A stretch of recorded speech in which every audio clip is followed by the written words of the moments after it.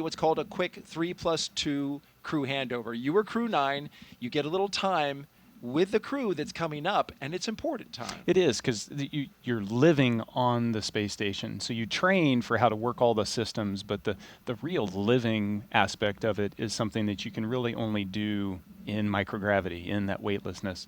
And it really is something that you try to maximize.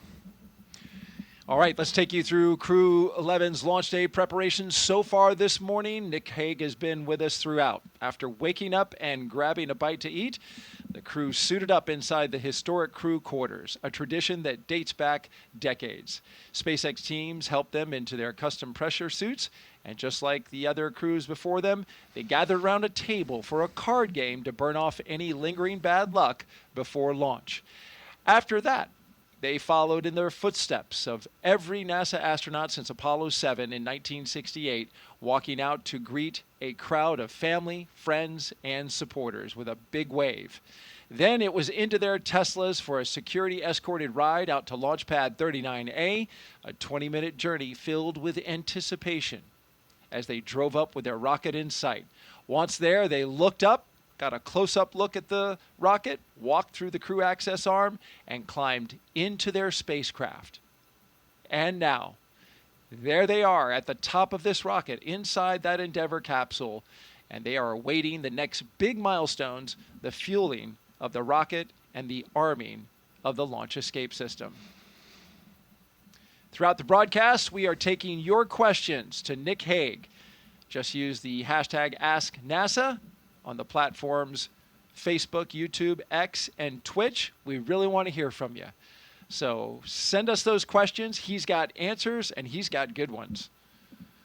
Also, if you're watching YouTube, be sure to refresh your player or browser so you can join our live chat.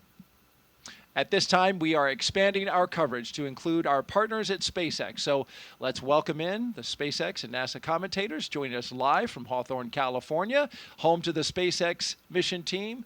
Welcome aboard. Thanks, Daryl. So excited to be joining you and Nick Hague here and Joseph. I'm Somi Srivastava, a certification engineer here at SpaceX.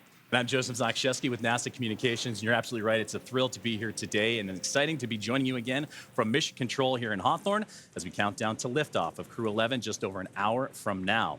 Crew-11 is our 11th operational mission with SpaceX, flying astronauts for long-duration missions to the International Space Station, and the 12th as a part of NASA's commercial crew program with SpaceX.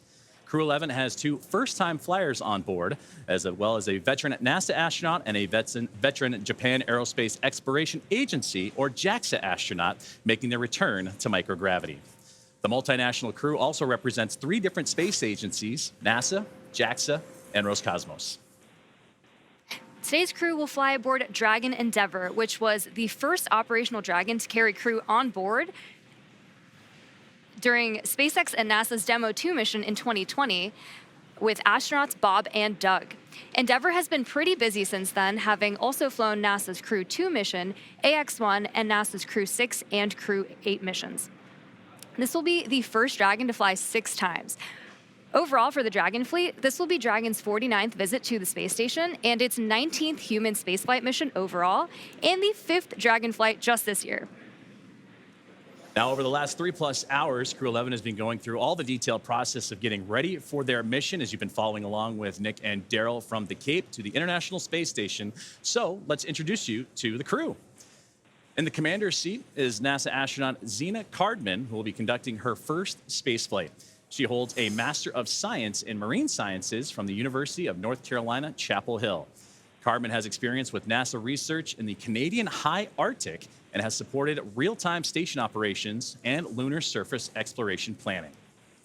Now to the next of Zena is going to be pilot Mike Fincke, a veteran of 3 space flights. Fincke has completed an impressive 9 spacewalks, totaling 48 hours and 37 minutes of the time spent outside the orbiting laboratory. And he's also spent a total of 382 days in space, and Fincke is certified pilot for the Boeing Starliner, as well as SpaceX Crew Dragon, a part of the NASA's commercial crew program, as well as the co-pilot and flight engineer on Soyuz, and a mission specialist on the Space Shuttle, STS-134, that was Space Shuttle Endeavour, and fitting that he flies on Dragon Endeavour today. Serving as a mission specialist, or pardon me, Sonia, is serving as a mission specialist is going to be Japan Aerospace and JAXA astronaut Kimiya Yui.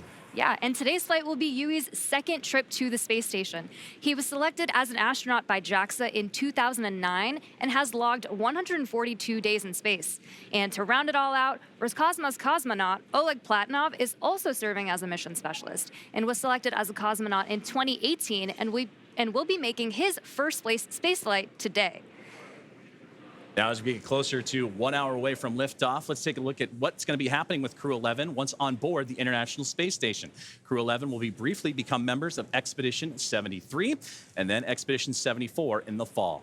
Following departure of Soyuz MS-27 spacecraft, that's when the expeditions will change over, and that departure will feature NASA astronaut Johnny Kim.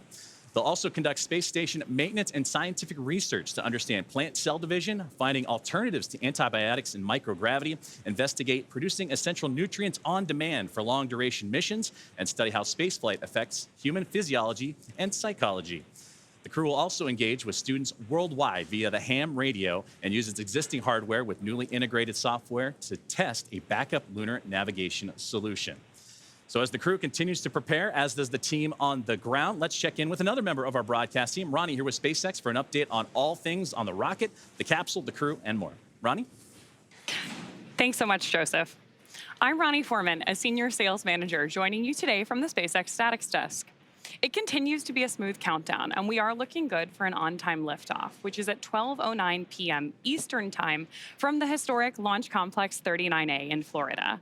Now, coming up here in just about 15 minutes, we're going to be listening in for our team to report our final readiness for propellant load with a final go, no-go poll. Of course, here on the ground, teams will be staffed around the clock in mission control, which is just behind me here in Hawthorne, to monitor Dragon and the mission, not just today, but throughout the entire mission, from liftoff to Crew-11's arrival at the space station, all the way through splashdown when our astronauts return home. On console or on headset in mission control, as you can see on your screen right now. Tank isolation valves to equalize low flow pressure.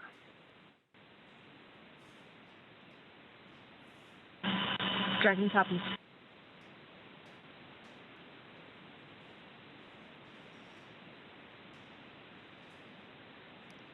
So we've got some good live action there from our teammates in mission control. The mission director is the one in charge of the room and tasked with making those real-time decisions that ensure mission success. The person we just heard talking to the astronauts is the crew operations and resource engineer, who we'll refer to as the core throughout the broadcast. Our 4 additional team members are focused on vehicle systems, including avionics, navigation and control, software, propulsion, life support, and communication with ground support teams. Apart from mission control here, our Falcon 9 team is currently located in the Launch and Landing Control Center at Hangar X in Florida. So with less than an hour until launch, we are settling in for final checkouts, propellant loading, and launch. Back to you, Joseph. Thank you very much, Ronnie, and thank you for those updates as we are getting that live action in real time, and we'll continue to monitor those communications with the crew and everything surrounding Crew-11 and their launch here today. Now, NASA has its own team members at NASA's Mission Control Center in the International Space Station's Flight Control Room, and that's in Houston, Texas, where another teammate of ours for today's broadcast, Sandra Jones, you've heard from her earlier.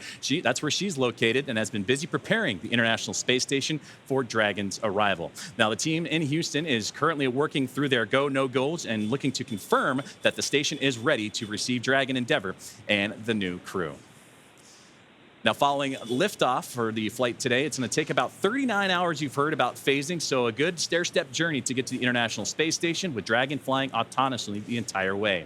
Docking is targeted for the early morning hours on Saturday, August 2nd at 3 a.m. Eastern at 12 a.m. Pacific time. And just like autopilot on a commercial aircraft, the crew always has the ability to take manual control of the spacecraft if needed.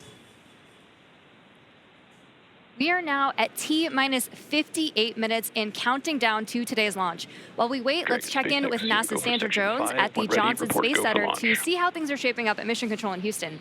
Sandra, how's it going over there? Dragon copy. Go for 4.100 set. We'll go.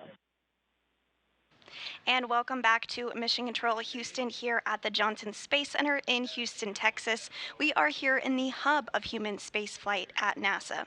The team here has pulled go for launch, and the International Space Station is ready for the crew to lift off as they begin their journey to the orbiting laboratory. At the time of launch, the space station will be traveling 260 miles over the South Pacific Ocean.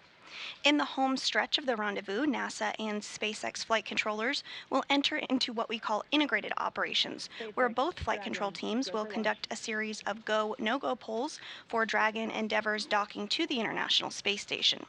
Rotational missions like Crew-11 help NASA continue to maximize the important research and technology demonstrations made possible only in the International Space Station's unique microgravity environment.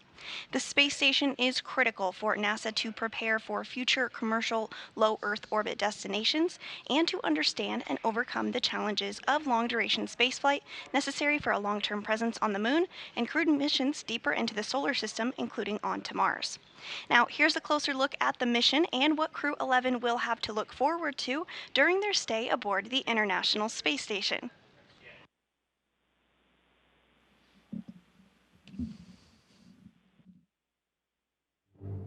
International Space Station, one of humanity's greatest accomplishments so far. 15 countries working together and adding more all the time that have helped plan, build, and fly the International Space Station. And it just shows what human beings can do when we work together.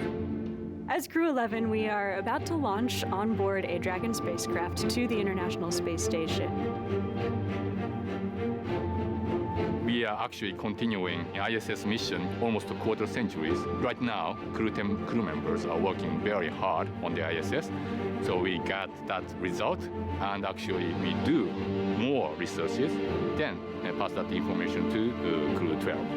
Конечно, исследования на Международной космической станции, как я считаю, они очень важны, и они являются ключевым звеном в развитии технологии, науки и всей цивилизации. И все самое лучшее из космоса всегда приходит рано или поздно на Землю в виде новых открытий, новых приборов, возможностей и технологий. I'm very excited to see what kind of payloads we get to work with. It's a really interesting day-to-day life where 1 hour you might be fixing the toilet and then the next hour you're working on a physics experiment studying fundamental processes of our universe. We're going to be up there for a lot of time. And we are going to, every day, be in space, look at the Earth go by, and accomplish some really amazing science. We will do material science and human research in space, lots of experiments, and then maybe do some spacewalks. It's a really fun crew to be on. We're going to enjoy every moment, and we're going to help each other to be successful and accomplish our mission. So we have various kinds of difficult training together. For example, emergency training in Building 9 or emergency training in SpaceX. This kind of training actually made our bond stronger. Наш экипаж Crew-11 — это экипаж, который состоит из высокопрофессионально подготовленных людей. И мне нравится этот экипаж. In some ways, my only expectation for the mission is to fly and return home safely and still friends when we get back. There are so many things to play around with, to study, to explore, and I'm really open to every possibility, ways to engage with the International Space Station. We all came from other crews. Kimiya Yui, San, and I both came from Starliner 1. Oleg was on a Soyuz mission before this, and Zena, of course, was on Crew-9. But we all came together with our previous experience, melded into a really fun team, ready to go fly to our International Space Station.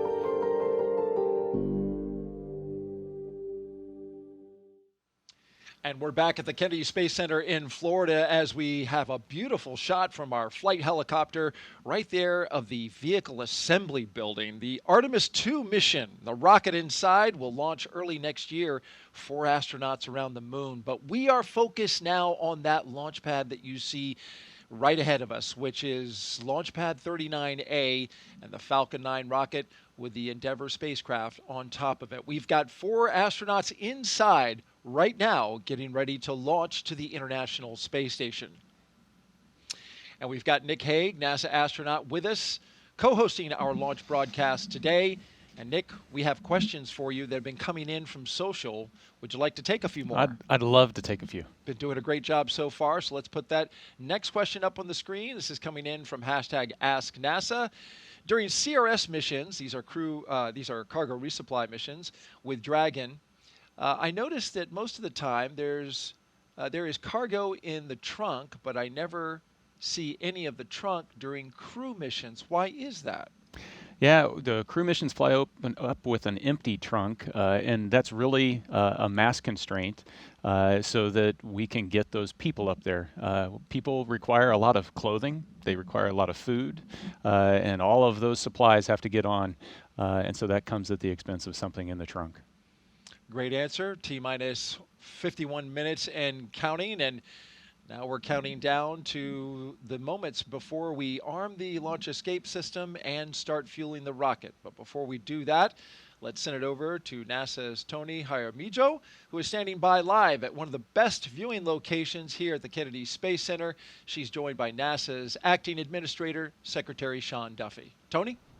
Hey, thanks, Daryl. That's right. This is one of the best viewing locations where our guests have an amazing view of the rocket at the launch pad off to my left here. And joining me is Secretary Sean Duffy, NASA's Acting Administrator. Secretary Duffy, did you have a chance to speak to the crew before they headed out to the launch pad? I did. I was behind the glass yesterday with them. Again, I would tell you these, they're right out of central casting. So smart, so personable. Especially Mike, who actually flew on the shuttle missions. But this is Zena's first trip into space. So yeah, I got to talk to them. And again, they seemed a little nervous, but really, really excited. And today is the big day. I think they're just waiting for the launch and getting to the space station. Absolutely. We're all getting ready for that launch. As you get ready for your first launch as administrator, what would you like to say to the NASA and space community that continue to help pave the way to the stars? So listen, I think the team has been so impressive at NASA, but also our corporate partners, again, SpaceX, Blue Origin, Boeing, that are building the vehicles that get us into space. And again, when we go to the space station, critically important, but what we learn on these missions is what's going to get us to the moon, and then from the moon to Mars, which is, I think, the direction that NASA has to be. We are space exploration. Absolutely. As you get ready for your first launch experience, what have you learned from Crew-11, and what are you looking forward to learning as you lead NASA? Well, listen, I've learned that they're really well trained. I'm coming from DOT. The safety components that go into making sure these launches happen and happen safely is really, really impressive. The checks, double checks, triple checks. But moving forward, listen, I'm looking forward to Artemis. So a lot of people don't know Artemis, right? We're going to the moon. We're going back. And in America's 250th birthday, Artemis 2 is going to launch. We are going to go around the moon and back. We're not going to land in that one. But then Artemis 3, we're going back to the moon. We're going to land. We're going to stay for 6 days. The longest time before that was 3 days. And then from there, we're going to start deploying all of the assets we need to build our base. And we're going to stay on the moon. We're not planting our flag and leaving. We're going to stay, learn, and then go to Mars. Again, there's critical real estate on the moon. We want to claim that real estate for ourselves and our partners, which is going to be critical to be successful in that mission. Absolutely. A lot of exciting missions coming ahead. I mean, you just mentioned one. I guess what should be that next exciting mission that the public can look forward to? Well, I think it's going to be Artemis 2, right? Again, going back to the moon. And again, sometimes you might think we already did that, right? We did that in the Apollo program. But what's happening with technology to get us there? It's revolutionary. And what I love is sometimes people go like, well, what does this mean for us on Earth? Why are we doing this? Well, there's the exploration point of being an American, and that's what we do. We explore. We were pioneers. But also what happens with our scientists, our engineers, the machinists, the welders, the jobs that are created, and the quality and innovation in rockets that are happening in America, and the time frame in which we can produce them is amazing. And we have great competition. Obviously, this is a SpaceX. So over here, it's a SpaceX rocket, which they've been remarkable. But again, we have our other players who are chomping at the bit. and they're great partners. And again, we want to have a vibrant private sector business that partners with NASA as we accomplish these missions. Absolutely, and we are very much looking forward to Artemis 2. Secretary Duffy, thank you so much for joining us. Now we'll send it back to our team in Hawthorne.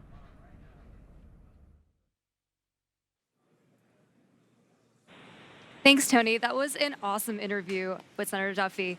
We are also really excited to see what Crew-11 does and accomplishes on their mission. But now let's bring it back to Mission Control here in Hawthorne, and the teams are continuing to prepare Falcon 9 and Dragon for launch. Falcon 9 is the first orbital class rocket that is capable of reflight. Together, Falcon 9 and Falcon Heavy have completed more than 519 launches and over 448 reflights. Incredibly impressive. And today, the booster that Crew-11 will be using is going to attempt to land at Landing Zone 1, which is just down the coast from NASA's Kennedy Space Center in Florida. This will be the third flight of this particular first-stage booster after supporting a Starlink mission earlier and recently Axiom Mission 4. That was the successful fourth private astronaut mission to the International Space Station. Rapid reusability drastically reduces launch costs, and it's the key innovation that is making space more accessible for the entire space industry as a whole. While this young booster is on its third trip to space, we are working towards qualifying our fleet of Falcon boosters and fairings to support up to 40 missions each. For those of you following along, we're currently at 29 flights of a single Falcon booster, which is absolutely wild. Increasing Falcon's flight count provides valuable information and data on repeated reuse, which is a super critical element in making life multiplanetary. This same spirit of continuous iteration and innovation does not stop with Falcon 9. NASA awarded SpaceX a contract to develop the US Deorbit vehicle, a modified Dragon designed to guide the space station through a controlled re-entry into Earth's atmosphere. And when the time comes and the International Space Station reaches its end of operational life, which, trust me, it still has a lot of life to give right now, Dragon will help achieve that safety orbit. During the CRS-31 cargo resupply mission, Dragon successfully performed a reboost test for NASA that demonstrated Dragon's ability to change the station's orbit, and we'll see a similar test coming up, and that'll help inform plans for the upcoming commercial resupply mission number 33 with SpaceX, where Dragon will fly an extended mission and repeat that reboost demo with a modified trunk called the Boost Trunk. This modified trunk will give Dragon the ability to change the station's velocity by up to 10 meters per second. And testing these added capabilities will provide NASA with additional options for station operations in the coming years. And yet another innovation that SpaceX is working on is the intravehicular spacesuits, or IVA suits, that astronauts wear during Dragon missions. These suits are worn by the astronauts while they're inside the spacecraft, countdown one, the poll versus the extravehicular, or EVA spacesuits that are... Go for propellant load and launch. For all operators in MCCX and Hangar X, both control rooms will go into lockdown at T-minus 45 minutes and will remain in that state until LES is disarmed. All operators are to remain at their console and maintain a sterile cockpit until MD confirms successful disarming of the launch escape system, following orbit insertion or propellant offload in the event of a scrub. For non-urgent no-go conditions, brief the CE or LD and they will approve aborting the count. For urgent issues affecting the safety of the operation, operators shall call hold, hold, hold on the countdown net. Launch control will abort the launch auto sequence immediately and proceed into launch abort. At T-minus 10 seconds, launch control will be hands-off and relying on automated abort criteria for the remainder of the count. Operators advise launch director whether structural breakup or fire is imminent or occurring per Dragon manual flight escape rules.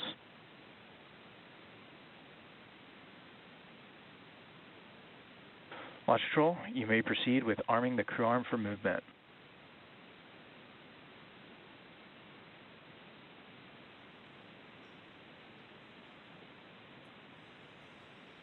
Arming crew arm for movement.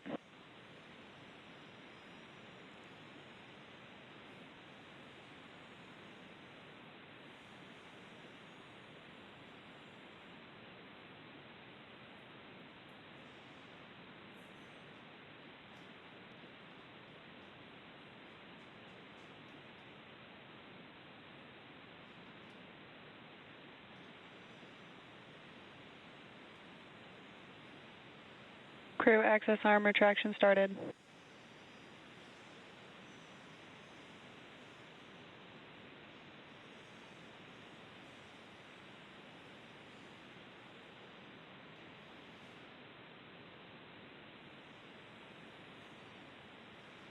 And we are watching the crew access arm rotate away from the Dragon Endeavour and the Falcon 9 rocket. That was an incredible view, Nick, from up high, 275 feet in the air.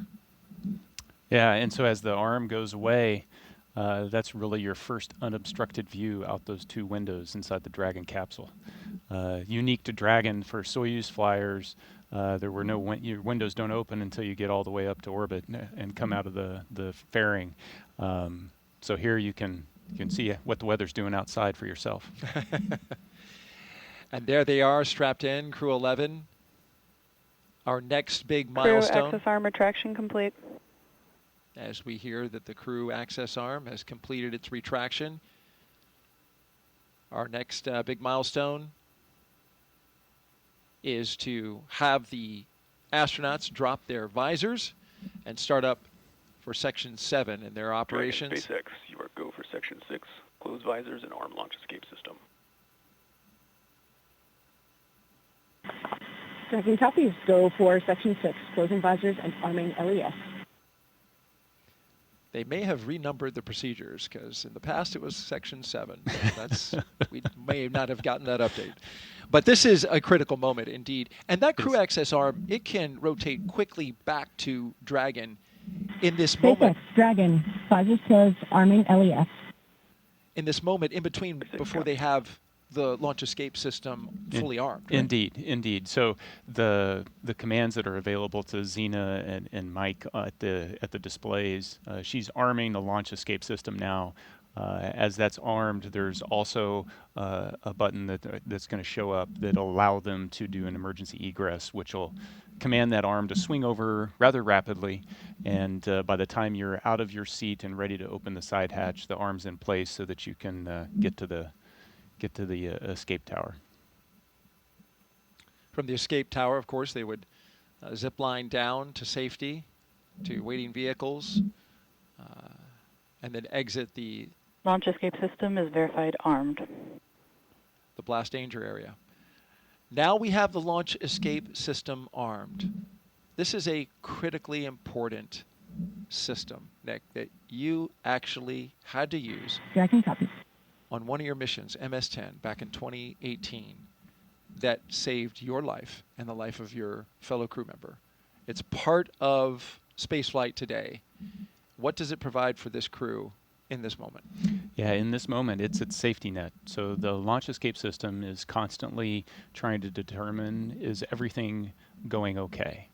And it does that with looking at a bunch of different parameters. But as long as those stay within bounds, it doesn't do anything. But if something changes, or if there is a handle that the crew can initiate the launch escape, if that's activated, then this is going to separate them from that rocket and get them to a safe distance. And it's from the point right now on the pad all the way until they're in orbit.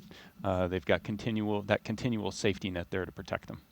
That capsule can get up in a hurry, too, as you were mentioning with these abort systems. They got to move quickly, going 436 miles per hour in a matter of 7.5 seconds. The Dragon can do that when it fires up its Super Draco engines if it were needing to get away from the pad in a hurry. Yeah, absolutely.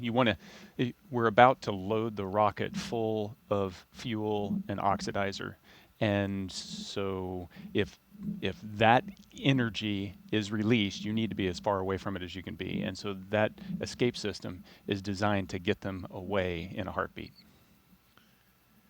As long as everything continues nominally, it's our hope that that system will not be needed today. As we march towards loading those propellants Nick was talking about, that begins at T-minus 35 minutes and counting. Another big moment when they start flowing RP-1, Rocket Propellant 1, which is a refined form of kerosene, similar to jet fuel, as well as that oxidizer that together produce that 1.8 million pounds of thrust to lift that rocket and the crew into space. Yeah, It's definitely an important moment, but it's also an exhilarating moment because this is when you start to hear the rocket come alive. The pumps and the fluid moving and the vibrations and it's, you know, Dragon starts to have a personality, if you will. You can hear those sounds, right? Valves moving and clicking. You feel it, yeah. You hear it, you feel it. T-minus 37 minutes and counting until liftoff.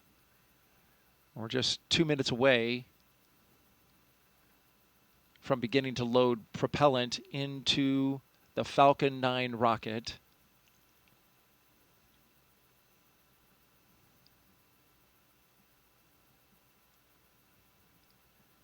Weather is looking good at the moment. We are 90% go.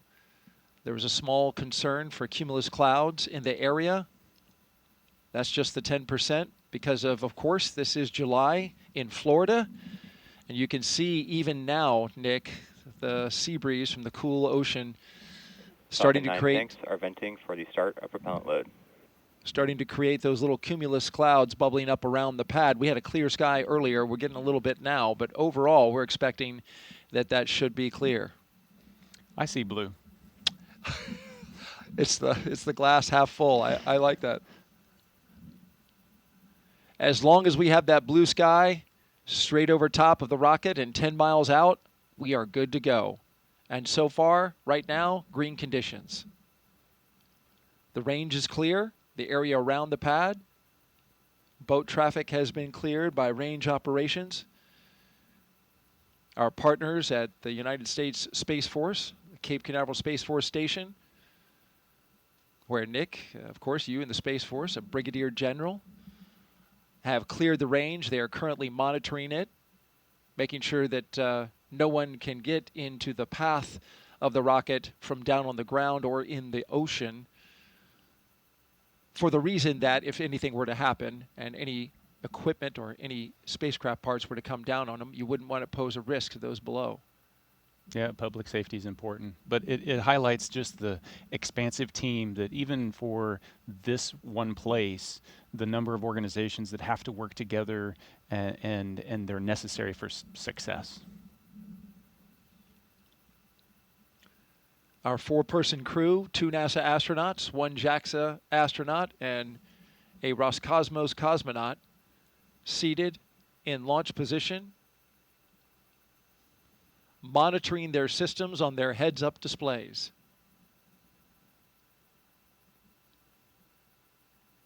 In the foreground on the right, that is a launch tower for Starship, the vehicle that SpaceX is currently testing and developing for use, among other things, in the human landing system for NASA. The launch auto sequence has started. And that's the call that begins the propellant flowing into the rocket. And now we are on an autonomous timeline counting down to 0 at 12:09 p.m. Eastern Time. This is a good milestone. It really signals that we're going to space. Yeah, it's the clock is definitely ticking. Up to this point, the crew's been strapped in for a little more than 2 hours. There's been margin built into the schedule just in case, the side hatch doesn't pass its leak check or a suit doesn't, whatever pops up, we've got a little margin. As we get closer and closer to liftoff, that margin disappears. And so now we're on a pretty tight timeline all the way down. 35 minutes to launch. The visors have been closed since they armed the launch escape. It's been about 8 minutes. It's at this point where I'm sitting there going, I wish I had scratched my nose before I put my visor down and trying to figure out how I'm going to do that, because they're going to be like this for another 45 minutes with the visors down. Boy, that sounds like a long time when you put it that way. Well, there's great anticipation, right? This is the moment they've been training for, a year in the making. For Zena Cardman, who's essentially trained twice, even longer than that. Mm-hmm. They have been looking forward to this moment for so long and training so intensely, and here it is upon us. Yeah, and you know the time for reflection was in those 2 hours leading up to this point. At this point, now it's the mental rehearsing. They're chair flying exactly what's going to happen during the next 10 minutes when they lift off, and all the different things that they're going to need to do, as well as the couple few activities that they're going to have once they get to orbit. Chair flying. That's what our astronauts are doing right now, and we'll stay with them as we count this down. For now, let's send it out to SpaceX in California.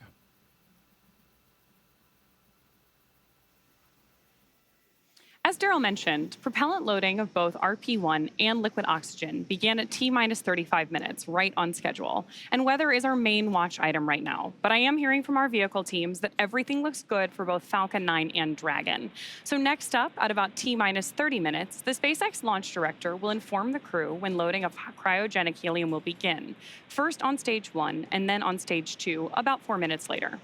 Stage 2 RP-1 loading should wrap up at about T-minus 20 minutes and 30 seconds. Then, as we approach T-minus 16 minutes and 30 seconds, we should hear a call out that Stage 2 liquid oxygen loading has begun.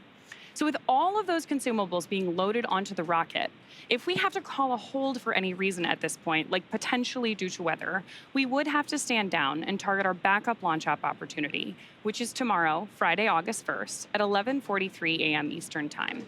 That's because we have an instantaneous launch window today. So let's take a minute to do a little orbital mechanics 101. An instantaneous launch window means that we need to launch at exactly the right time, and that's driven by our planned rendezvous point, which is the location where Dragon and Station meet in space. Right now, the International Space Station is orbiting the Earth at more than 17,000 miles per hour, and Dragon needs to catch up to it.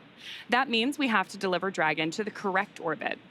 We do that by timing its trajectory relative to the orbiting laboratory so that they're both in the same place in space at the same time.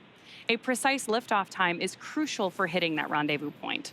Now, again, that means that at this point, if we hear a hold called, we'll be standing down and likely targeting that backup launch opportunity tomorrow. For now, though, we're going to go ahead and hand it back to Soumya and Joseph to talk to us about West Coast recovery. Soumya? Thanks for walking us through that, Ronnie. We are now at T-minus 31 minutes and counting, getting closer and closer to getting our Crew-11 astronauts into space. Once their mission is complete and it's time for our crew to splash down back on planet Earth, they'll be heading to one of several targeted sites supported by SpaceX. Until recently, Dragon recoveries primarily occurred off of the coast of Florida. This year, SpaceX moved Dragon recovery operations off the coast of California to allow Dragon to complete its deorbit before safely jettisoning the trunk over the Pacific Ocean.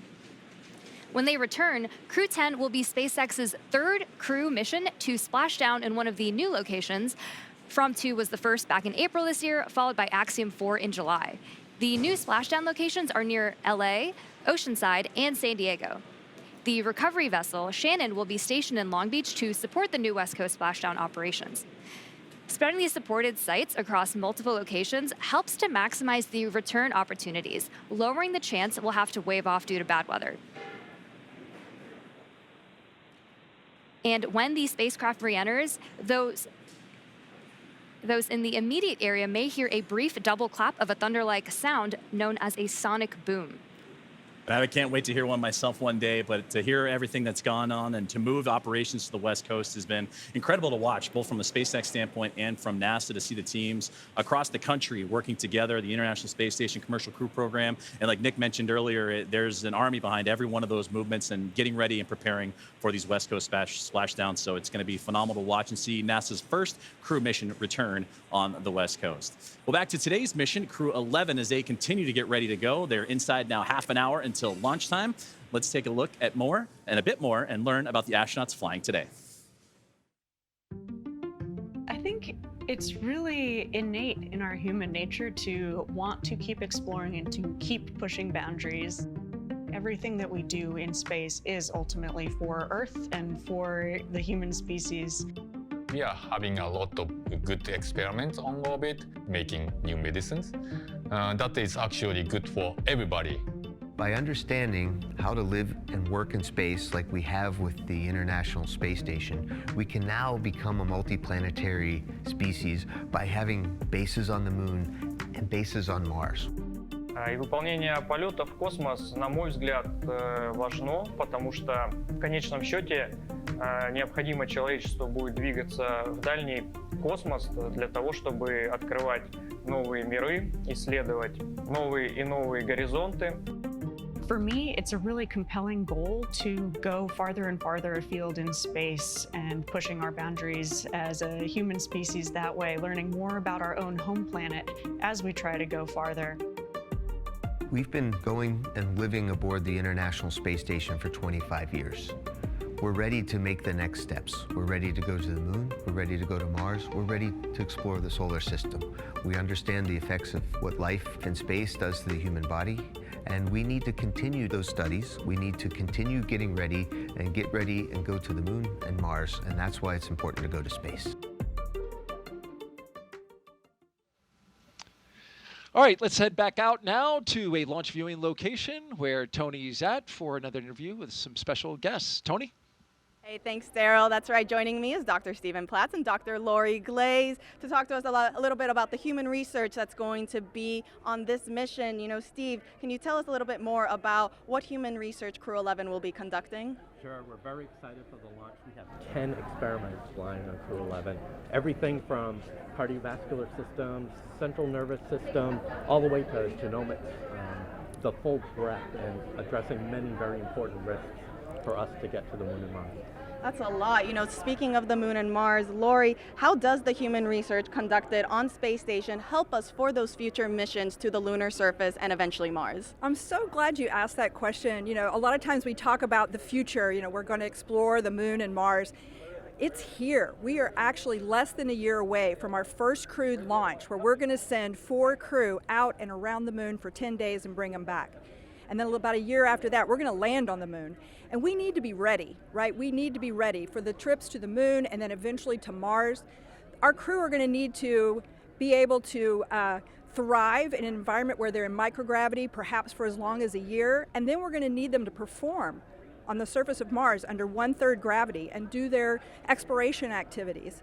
So we really need to understand how they're going to react and respond to that environment. And the experiments that are being done on space station today, it's such a unique laboratory where the kinds of things that Steve's talking about, we can study physiological responses to bones, muscles, blood flow.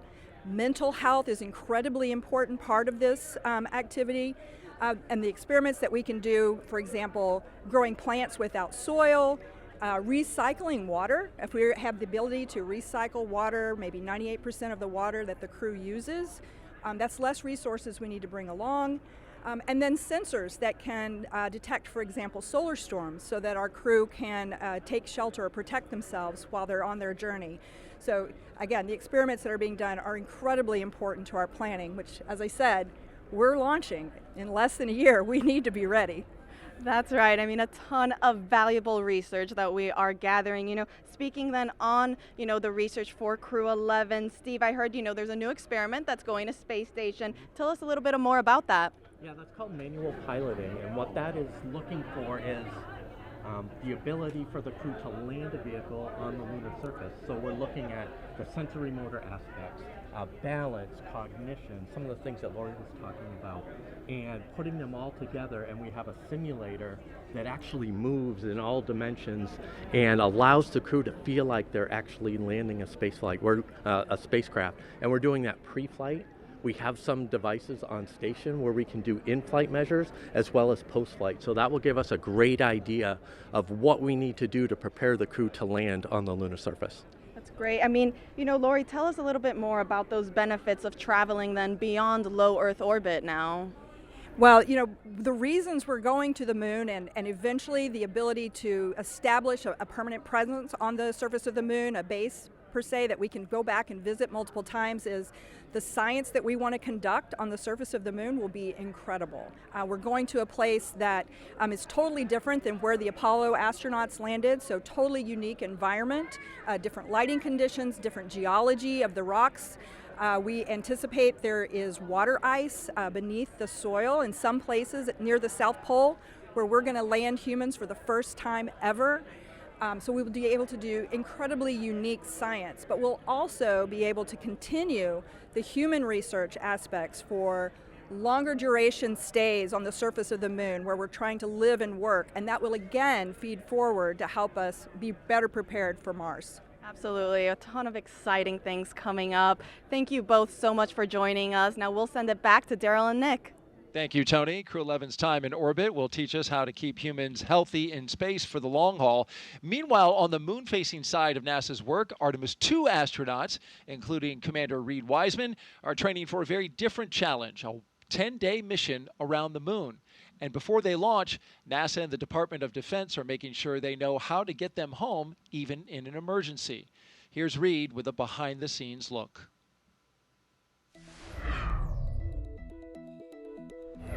Hi, I'm NASA astronaut Reed Wiseman, commander of Artemis II. I'm here at the Kennedy Space Center in Florida, and as you can see, work is well underway for our next mission to the moon, both on land and off the coast. Back in June, teams with NASA and the Department of Defense used an area of open water off KSC to rehearse procedures for a possible rescue after an ascent abort from the SLS rocket. Instead of using astronauts, they used a set of test mannequins staged inside the Crew Module test article, a full-scale mock-up of the Orion spacecraft. You can see pararescuers jump from a plane into the water with their specialized equipment, then approach the spacecraft, open the capsule, and transported the mannequins to the helicopter safely for medical care. This was one of 2 emergency procedures they rehearsed should they need to rescue me, Victor, Christina, and Jeremy during an abort scenario. And back here on land, now that the upper stage integration is complete inside the vehicle assembly building, teams with NASA's Exploration Ground Systems have been running SLS integrated testing, where they powered up both the core stage and boosters for the first time in preparation for our 10-day journey around the moon. That's a look at your Artemis Moon Minute.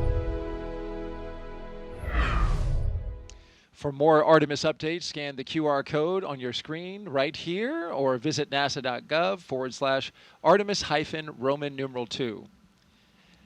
Nick, I know you're excited for Artemis. Absolutely. One of your fellow astronauts you spend a lot of time with, Christina Cook, is going up. Yeah. You know, the astronaut corps is small, so you know everybody in the corps, and so I'm excited to see all 4 of them take their trip around the moon. It's exciting. It's been a long time for NASA, more than 50 years. All right, now let's send it back to SpaceX in Hawthorne, California. Thank you very much, Daryl and Nick, and it was impressive to hear that interview and that Moon Minute, and it's amazing to see how interwoven what's being done with these crewed missions to the International Space Station and how they impact moving forward and the Artemis campaign. So incredible to see about how those 2 crews and how those 2 missions work together.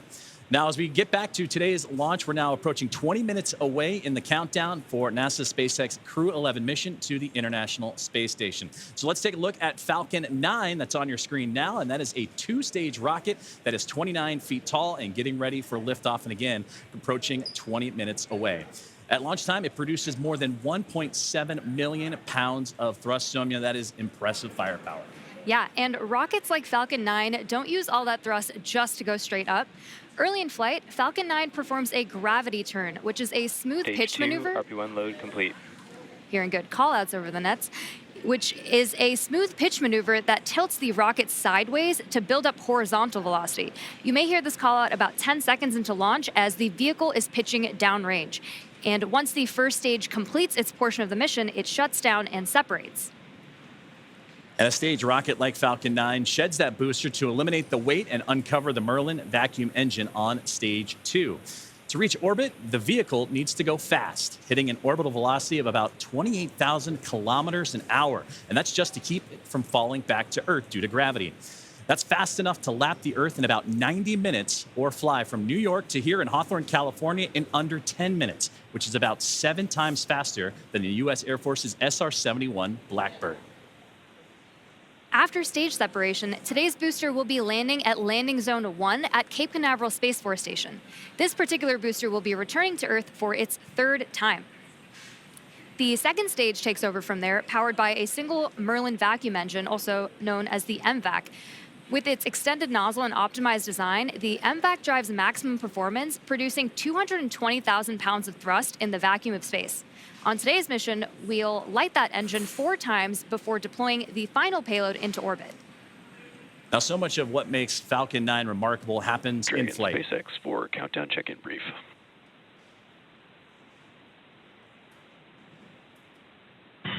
Dragon's with you.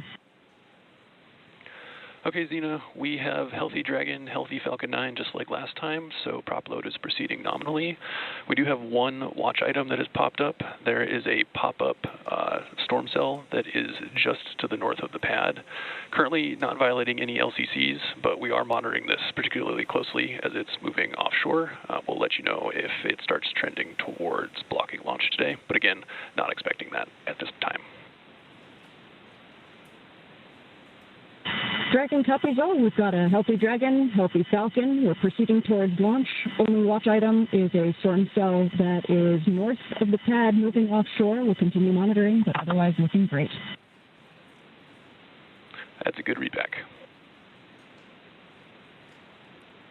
And great communications there from the team here at SpaceX on the ground in Hawthorne, monitoring. What we've been keeping an eye on throughout the broadcast here today is that weather popping up, but everything else looks strong and healthy. The Falcon 9, the capsule itself, and the crew, they're still ready to roll as we're now about 17 minutes away from the launch. Now, talking back to Falcon 9, and what remarkable happens is what happens in flight. It's the first stage, landing itself on land or on a drone ship in the middle of the ocean, the fairings that can parachute back, all ready for another flight to space. Every part of Falcon 9 is a part of a larger design that comes together to do one thing, and that's escape Earth's gravity. And getting to space is the first step to building our multi-planetary future. At the top of Falcon 9 today, the crew is sitting inside Dragon Endeavour. Dragon has played a significant role in advancing our future in space by safely transporting crew to and from the International Space Station. There are currently 5 Dragon spacecraft supporting human spaceflight missions: Endeavour, Resilience, Endurance, Freedom, and our 5th and final Dragon, Grace, which just launched the Axiom 4 mission last month. Designed with safety as the highest priority, Dragon is capable of carrying up to 7 passengers to and from Earth orbit. The Dragon spacecraft has Stage 2 LOX load has started. 16 Draco thrusters. As you heard that great call out there, as the fueling continuing to make its way into the rocket. And those 16 Draco thrusters can be used in space to help navigate the spacecraft to its destination, each providing 90 pounds of force. Now, that doesn't include the 8 Super Draco thrusters used for an abort, which are no longer active once the crew is in orbit. To date, Dragon has been to orbit 53 times, including 48 trips to the International Space Station and 18 human spaceflight missions. And as we mentioned earlier, today's Dragon, Endeavour, has been pretty busy, having also flown NASA's Crew-2 mission, Axiom 1, and NASA's Crew-6 and Crew-8 missions. Overall, for the Dragon fleet, this will be Dragon's 49th visit to the space station and its 19th human spaceflight mission overall, and the 5th Dragon flight this year. Dragon is the first private spacecraft to take humans to the orbiting lab, having flown 300,000 pounds of cargo and more than 1,000 experiments to space, as well as 70 crew members representing 20 countries. Our versatile Dragon spacecraft can autonomously dock with the International Space Station when outfitted with a docking adapter, which is just how it's configured for today's flight. And when it's not going to the space station and it's in free flyer mode, the docking adapter can be swapped out for a cupola, as it was back during the Inspiration 4 mission. Another option we have is the Skywalker hardware, which supports extravehicular activities or spacewalks, as we did during the Polaris Dawn mission. And amazingly, there has been a Dragon in space for 1,358 consecutive days since Crew-3. Now, with T-0 coming up in about 14 minutes or so, our teams are continuing to do a series of system checks to ensure Dragon and the Falcon 9 are ready, with fueling continuing to get underway. And again, we're monitoring that weather that the teams here at SpaceX are keeping an eye on and have been relaying up to the crew. So let's check in with Ronnie with the latest. Thanks, Joseph. So as you've heard, we are still on track for an on-time launch today, and we're monitoring lots of different factors as we get closer to liftoff. Most importantly, both Dragon and Falcon 9, of course carrying our Crew-11 astronauts, continue to be healthy. You heard that we've wrapped up Stage 2 RP-1 loading, and that Stage 2 liquid oxygen loading also wrapped up on time at about 16.5 minutes to go. The launch escape system is also armed. That's, of course, the system designed to propel Dragon away from Falcon 9 in the unlikely event of an emergency. And the Eastern Range is monitoring keep-out zones along the flight ascent corridor and is tracking no issues for today's launch. Weather continues to be a watch item, so we'll keep an eye on that. But for now, we are go for the 6th mission of Dragon Endeavour. It is a fantastic milestone for Dragon, and here at SpaceX, we could not be more excited. So to add a little something extra to our celebration, I've got our Dragon plush hanging out with me here in front of Mission Control. Now, this guy is not the zero gravity indicator for today's mission, but do keep an eye out for that once Crew-11 reaches orbit. This is, though, a fun nod to all the successful flights that Dragon has made and all of the crews that we have been so lucky to work with. I think this is a great way to celebrate today's flight milestone, and I really have appreciated joining you all. Thanks for joining me at the status desk for all of our coverage today. With that, go Dragon, go Crew-11, and I'm going to hand it back to Sandra for status update from Houston. Thanks, Ronnie. That plush is cute. I'm going to have to get one for myself. Back here in the International Space Station Flight Control Room at NASA's Johnson Space Center in Houston, teams continue to work around the clock to monitor activities aboard the orbital outpost. Leading the team inside the room today is NASA Flight Director Scott Stover. The team in Mission Control and the team in Hawthorne, as well as the astronauts aboard the International Space Station, will track the autonomous docking of Dragon Endeavour when they enter into joint operations. This will happen when the spacecraft enters the approach ellipsoid, which is the invisible boundary stretching 4 by 2 by 2 kilometers that helps us monitor all arriving and departing spacecraft. It's essentially the neighborhood of the International Space Station. Once docked, crew members in both Dragon and aboard the International Space Station will perform a series of leak checks and then will work to open the spacecraft's hatch for Crew-11 to float into the space station and begin their stay.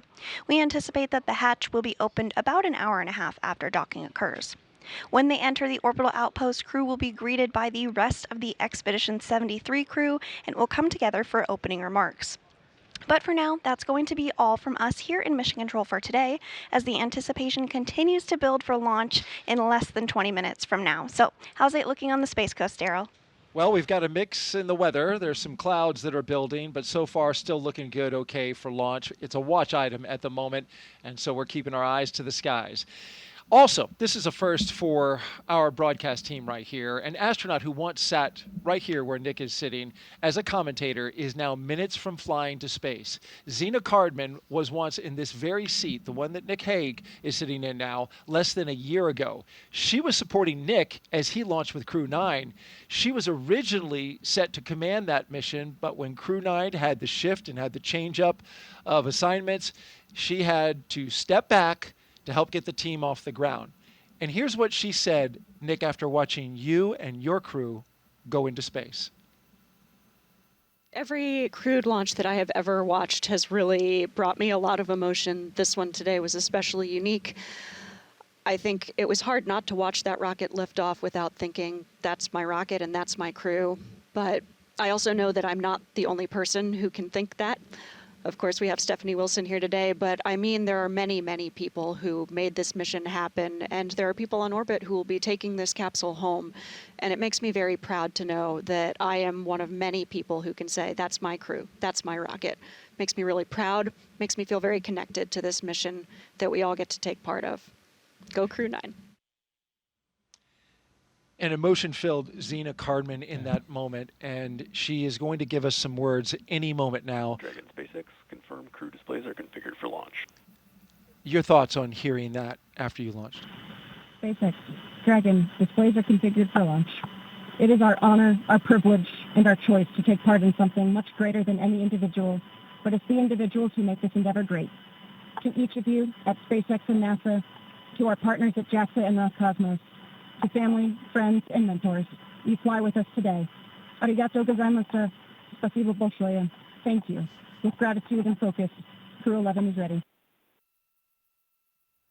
And more words. Crew-11, sentiment is the same on the ground from everyone staying here. We have enjoyed working with you in the preparation for the mission. Looking forward to doing the same in flight. Good luck. Enjoy the ride. And more words from Zena Cardman. We just heard from her live. Yeah. Yeah, it's like I started the show. There isn't any place I'd rather be than here today. What Zena said is so true, you know, and it's this palpable feeling that, hey, that's my crew. those are my friends.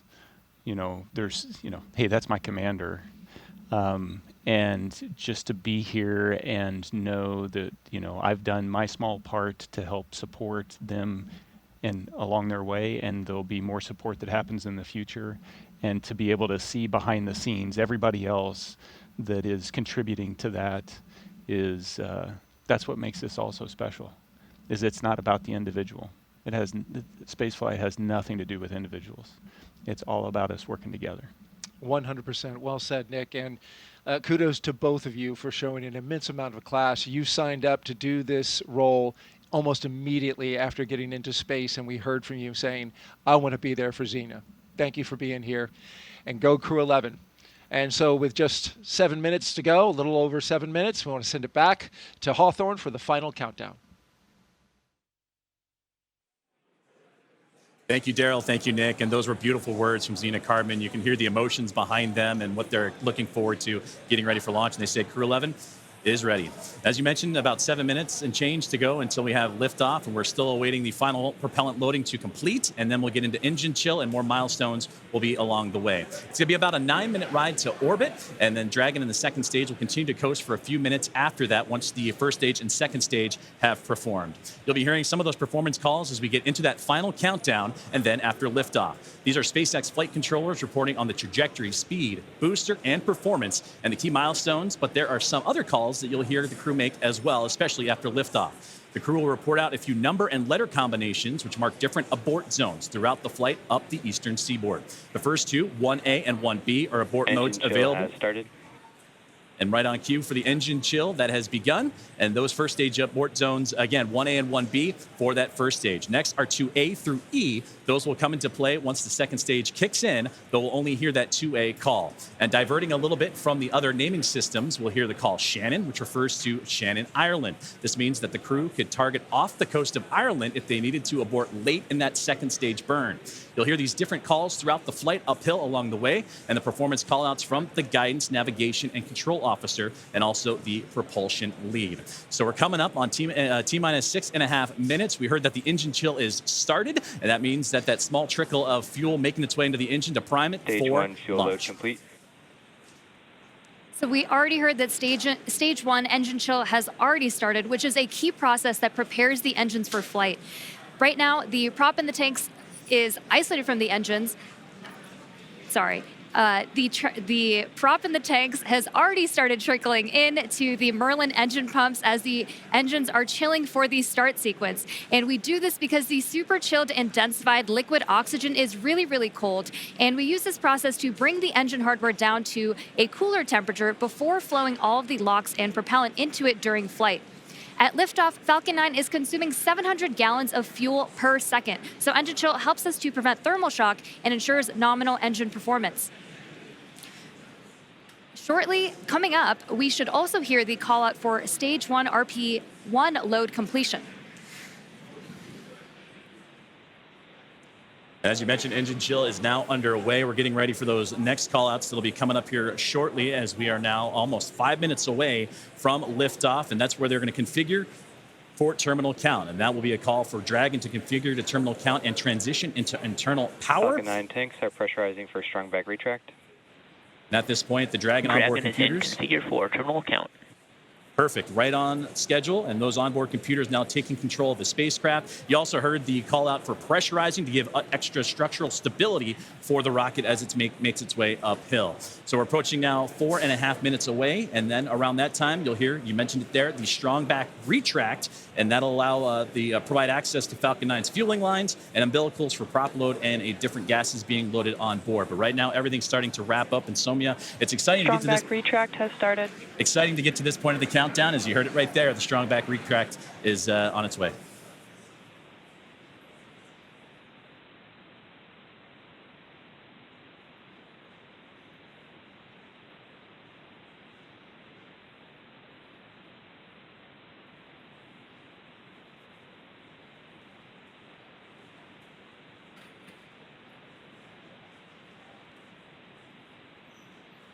So we have a great view on our screen of the clamp arms opening up just around stage 2 under Dragon in preparation for strong back retract.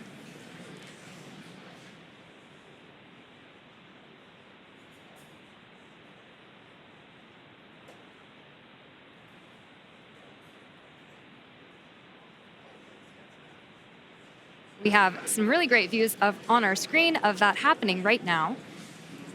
And you can see it just moving ever so slightly away from Falcon 9 and the Dragon spacecraft, those clamp arms opening. And again, those late stages, those fuel lines starting to wind down their fueling procedures as we're about to hit T-minus 3 minutes until launch.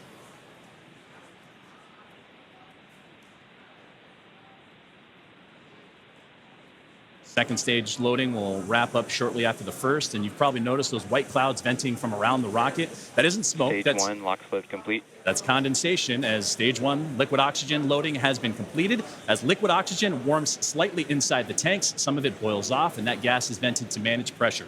When the vented oxygen hits that warm Florida humid air, in terminal count and on internal power. It instantly condenses into those clouds. As you just now heard, the Dragon now in prop load complete, on into internal power. It's fully fueled. The rocket and Crew-11 are ready for liftoff. And this rocket now transitioning into internal power. The gas closeouts will also begin to purge all the feed lines and allow Falcon 9 to be isolated. And then they'll get vented overboard through the umbilicals and strong back retract.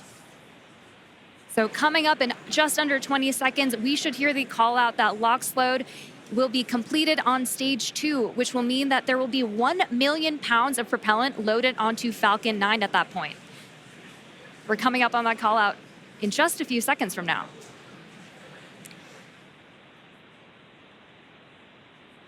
Stage 2, LOX load complete. Now that that's complete, we will vent down the TE, which will produce a white cloud off the side of the rocket, which is totally normal and expected. Dragon is in auto idle. Auto idle puts that rocket in a state the flight computers understand before it takes over, and that's making sure the transition to the final countdown is smooth and all the flight computers on board are in sync with each other and configured for launch. We're now 90 seconds away from Ground launch. gas closeouts are started. Expect loud venting. And there's the gas closeout that Soumya was just talking about, and now inside 80 seconds from the launch of NASA SpaceX's Crew-11.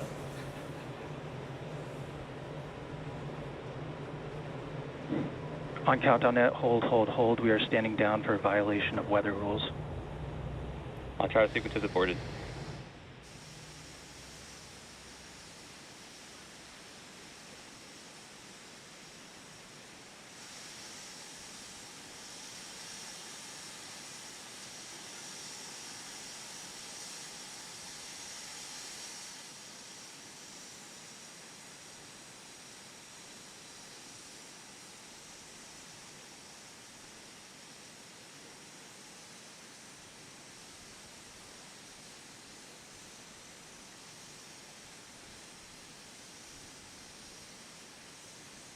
So as you've heard over the nets, that we did just have a hold called at the T-minus 1 minute mark. And that hold due to weather, that was something that we've been keeping an eye on. Our team here in SpaceX and Hawthorne, as well as in NASA, we're monitoring that throughout today's broadcast in preparation for launch. But unfortunately, standing down looks to be the case as the weather has created that violation. But we'll continue to monitor and await for the news officially from the teams on the ground as that weather violation looks to come into play for launch today. Dragon SpaceX, bad luck on weather there. We just got clipped by a cumulus cloud right over the pad, so ended up scrubbing for weather. With that, you are go to proceed to 5.100 for launch scrub. We'll begin offloading the rocket.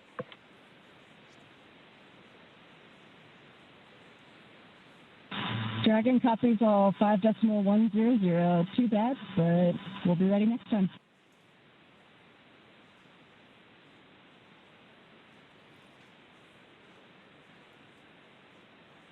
And there you heard the call up to the crew that unfortunately the weather just not playing alongside with today's excitement of a launch for NASA SpaceX's Crew-11. But we have mentioned a couple times throughout the broadcast today that there are backup opportunities starting as early as tomorrow. 11:43 a.m. Eastern time is what the target time is for tomorrow's next attempt. for launch for Crew-11, but it came right down to the wire, Somia, with that T-minus 1 minute. But you heard on the loops there that it was just clipped, as they said, by a cumulus cloud to violate the weather rule. So unfortunately, today's launch attempt has been scrubbed due to weather.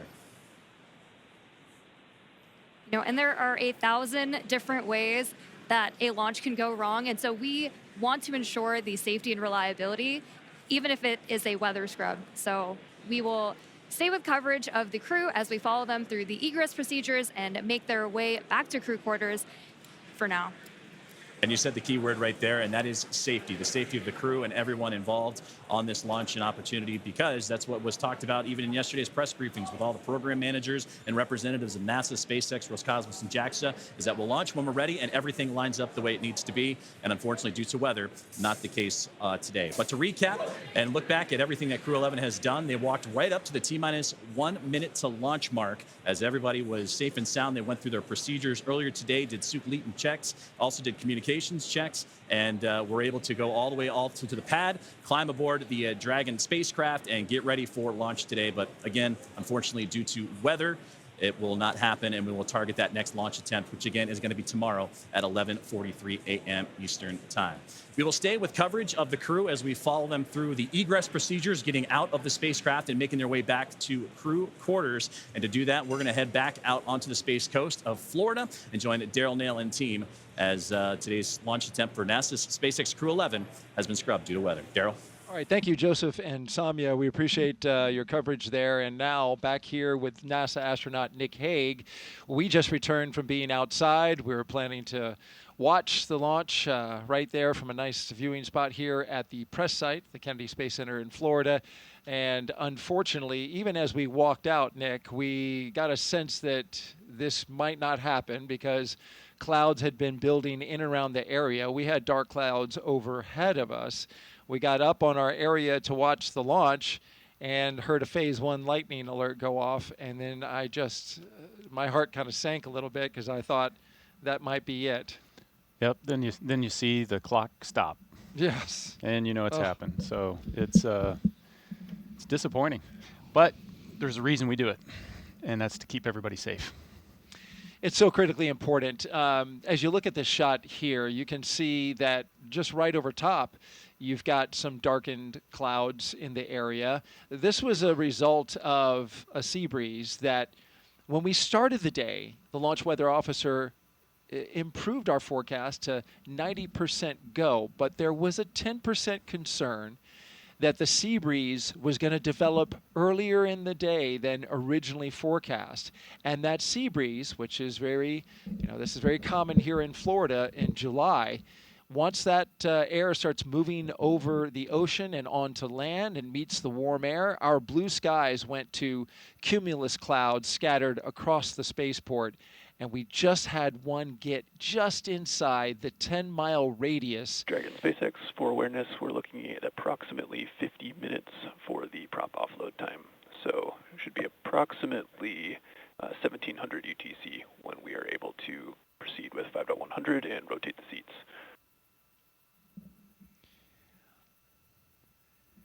Dragon copies. We're looking at about 50 minutes for prop offload. So 1700 ETC for the rest of 5.100 and seat rotation. Good readback. And so real quick, what does that mean, Nick? They are going to rotate the seats? Yeah, so it's important to know that right now you're looking at a fully fueled rocket with an armed launch escape system. And so the crew is in the same posture that they were in the 45 minutes leading up to launch. They've got to be in that posture until they can offload all that propellant, which takes about the exact same amount of time to offload as it took to put on, as well as disarm that launch escape system. And so this is a very active rocket right now, and they, that launch escape system, if something went wrong, even now it's still protecting them. It's a great note there. That this is very much a dynamic situation even now with a scrub called. The teams have to work through their procedures to safe the launch pad, the rocket, and the capsule from being just minutes from launch. and we were in that posture ready for launch, and now we have to undo that, right? Yeah, very carefully. You got to back out of all of that, and then once the rocket is defueled, we've got all the fuel out of there, we can disarm the launch escape system. You still need the pad team to be able to come and get out there to get into the white room and help open up that side hatch and get the crew out. And so the scrub process is not a quick one. Just to finish a thought that I had said, and I think this view on the left basically shows you what the issue is. That's rain on the right half of the screen there. That's a rain cloud with rain coming down. And on the left hand, we were dealing with sun poking through the clouds on our side. We could literally see the clouds kind of going over top of our heads, getting close to the pad. And the standoff area is 10-mile radius around the pad for these dark clouds and cumulus clouds. And that is a safety factor. We'll talk a little bit about that. That is because you don't want to send a rocket through a tall cloud like that could generate some energy from the rocket passing through it. Yeah, just the same as if you're on a commercial airline flight, you don't necessarily want your pilot to take you through a severe thunderstorm. We don't want to do that with a rocket. And so we are erring on the side of safety in this situation. But as Nick pointed out, the rocket that you are looking at is a fully fueled, ready to launch Falcon 9. As we now see, they are starting to allow some of the liquid oxygen to vent off as they begin detanking the rocket from its super chilled liquid oxygen and its RP1, which is the kerosene-based propellant. Dragon, SpaceX, propellant offload update, estimating about 45 more minutes for propellant offload. Dragon copies, additional 4 or 5 minutes for prop offload. Now, as you recall your procedures for the crew, getting out of the capsule and getting back into their vehicles and going back, take me through the timeline of the scrub procedure. Yeah, it's a fairly straightforward procedure. You're running the launch procedure in reverse, essentially, and so they're strapped in. The seats are rotated up in a launch configuration. As soon as they detank, they're going to disarm the launch escape system. So you're looking at it's 45 minutes to get rid of the liquid oxygen and RP1. Once that's off, then they'll be able to disarm the launch escape system, rotate the seats down.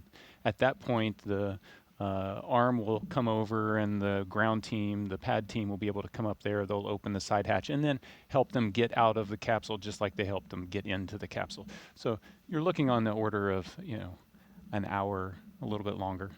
And you want that rocket fully detanked? Absolutely. Yeah. You've got cryogenic propellants, oxidizers moving. Flowing, and you want to make sure that that's all secure before you put people around it. That's the way the system is designed. It's different on other launch vehicles. Other launch vehicles, Soyuz I launched on, was fueled when we showed up to it. But while you're moving the fuel on and off, you minimize the number of people that are around. That's exactly right. And the SLS rocket is similar in that it gets fully fueled and tanked, and then they bring the astronauts on board. SpaceX does it so they can do that tanking as the very last part of the mission timeline. And this also allows for a quick tanking, relatively speaking, for a rocket. And then allows you to detank it. But they're using super densified liquid oxygen as well. So you mentioned it. High energy systems are engaged here, and so we are now unwinding that as we proceed through the scrub procedure. If you're just joining us, we scrubbed this launch at T-minus 1 minute and 7 seconds until liftoff. We had a healthy rocket, a healthy spacecraft, we had a clear range, and we just had weather in the area, a cumulus cloud that just clipped the radius nearby within the launch area, the 10-mile radius. It got into that standoff area, and that is what caused the scrub for the day, because that is a safety measure to keep the crew that you see on the right side of your screen safe from any potential hazards that could develop as a result of the weather. And this view gives you a clear look at exactly where the clouds ended up now just about 10 minutes after when we were supposed to lift off, right over top of us. They were certainly in the area. We heard the lightning warning go off, and so we knew when we were standing out there watching this launch that that was a bad sign. But it's interesting. I've seen it go both ways, right? Where we get a launch forecast that is 85% no-go, but you find a hole in the clouds that's just 10 miles in radius, and it's all around the launch pad, and you can launch. Yep. This is the opposite of that. We had 90% go with only a 10% chance, but this is Florida in July. These things can pop up literally just from, you know, the daily sea breeze collision that we have over land. Yeah, weather is dynamic, and we throw a lot of technology at it, we throw a lot of science at it, and it still baffles us sometimes.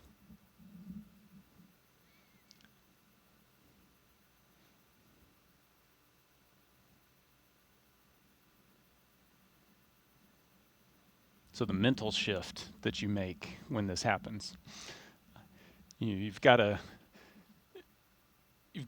attempt to not make the mental shift immediately, because it is it is a live launch escape system that you're in, but inevitably there's the okay, so once we get out of here, what's the next step? When is our next opportunity going to be? They've already been looking at weather predictions for days out, so they understand what the impacts to the phasing and the mission profile might be, the potential for bad weather in the upcoming days, and so they're already starting to think about, okay, so what's the next opportunity, and then having to get into the psyche of, okay, let's do this again, and it is to the T, to the minute, do it again.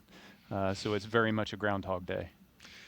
All of it, every single minute of the, roughly what do we 6-hour countdown where it begins for the astronauts. Mm-hmm. And you mentioned the backup days. Joseph mentioned those before. He tossed over to us, but it's worth mentioning again.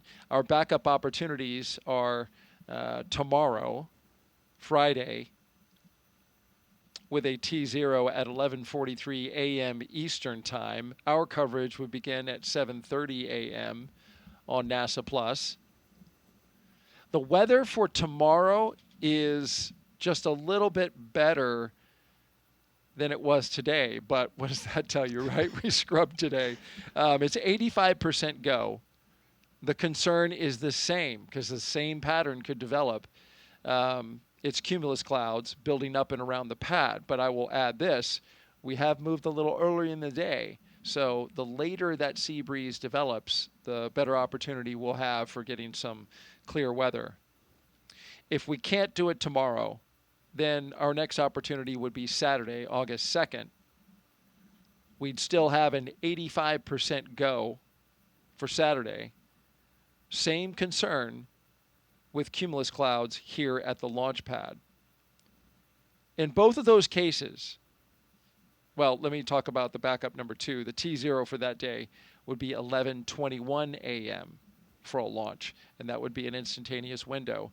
And you can see the pattern. We move about 22 minutes early every single day that we delay from this particular T0 today. And of course, that's orbital mechanics. We've got time. You want to explain that one? Yeah, sure. So the international. Oh, yeah. No, you got to wait for the plane of the orbit of the station to cross overhead, and it just works out each day that it's a little bit earlier. Unfortunately, if it had come overhead a couple minutes earlier today, they would have been able to launch. The weather would have been clear.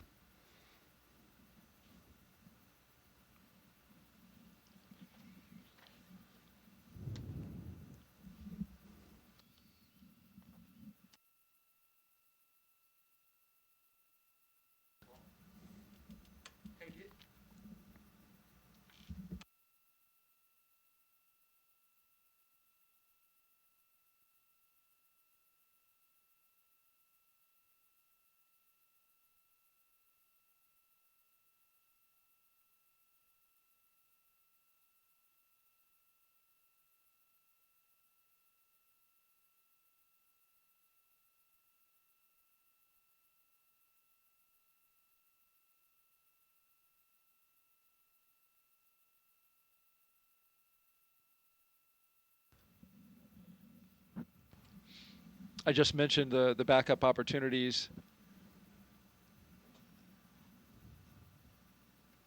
One thing about both of these next launch opportunities, unfortunately, we're going to really have our eyes set on the ascent corridor, because now there is a trough that is approaching a line of storms coming across the eastern part of the U.S., and it is going to make its way out into the ocean, and so that could disturb the weather along the ascent corridor, which is an area where if Dragon were to suffer some kind of anomaly, something that wasn't expected and needed to come off the top of the rocket, it would splash down along the ascent corridor.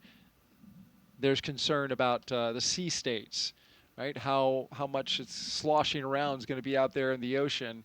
You need good conditions, a baseline of conditions, in order to pull astronauts out of a floating capsule with a helicopter and a boat. Yeah, it just shows the complexity, the scale of the problem that you're dealing with. It's not a forecast at a particular point, on the surface of the Earth, at the launch pad.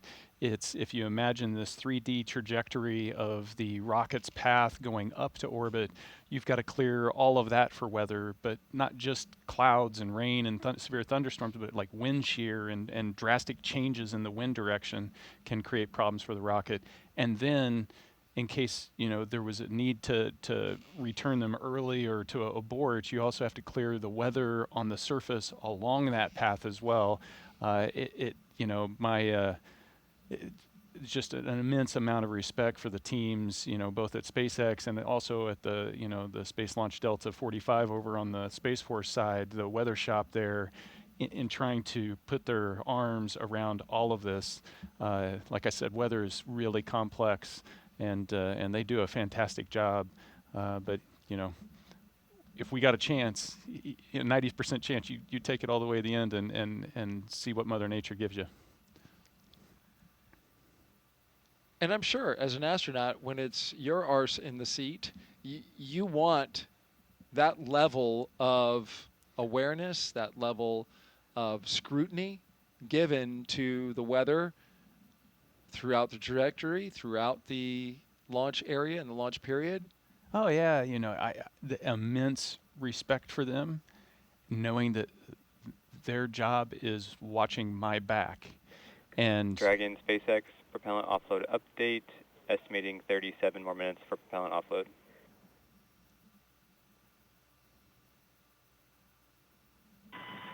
Dragon copies. 37 more minutes. The clock ticks slowly.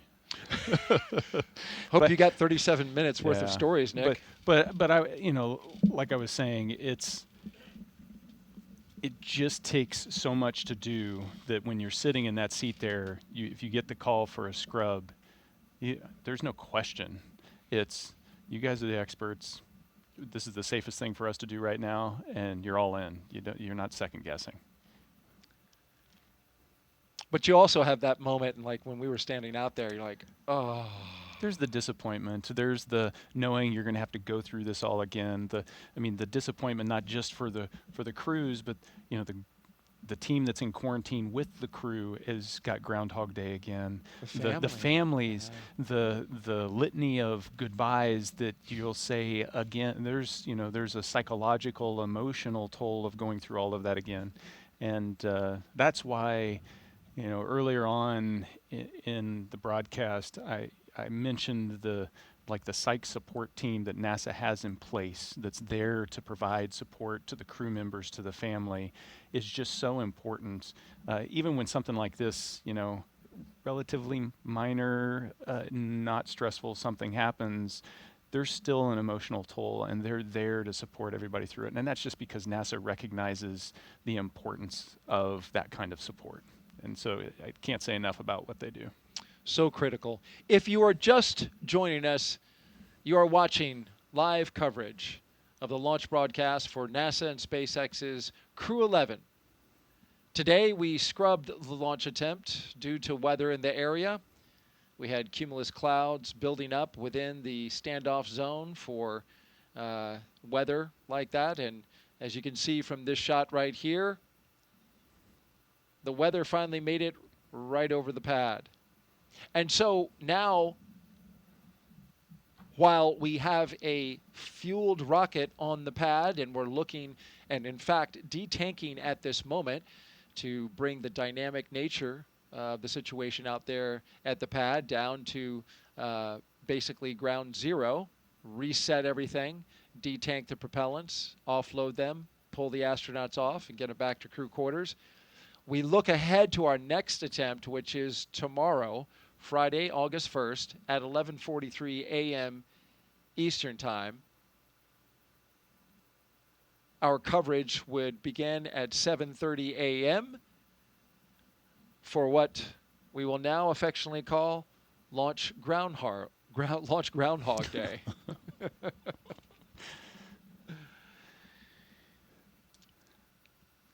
And you can see there the start time is 7:35 a.m. So it's that'll save you 5 minutes if you want to join us right at that moment. We'd love to see you again. Yeah.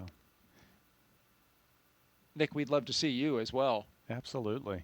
So, the thing that doesn't diminish is the energy, the excitement, the anticipation. They're going to turn right around, and it'll be there again tomorrow because that's launch day. And that's, you got a crew there, a bunch of professional space flyers, and that's how they approach the job, just like everybody in the profession. Today's launch day, get up for it, and that's what you work for, and all of that passion will be there again tomorrow. All right, let's toss it back out to our colleagues at SpaceX in California.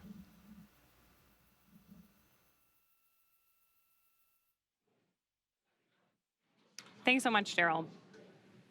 So couldn't agree with you both more. What we're doing here is trying to make sure that we are effectively doing the launch procedures in reverse. Right now we're detanking Falcon 9, so we're taking about 1 million pounds of RP-1 and liquid oxygen off the vehicle so that our crew can safely exit the spacecraft.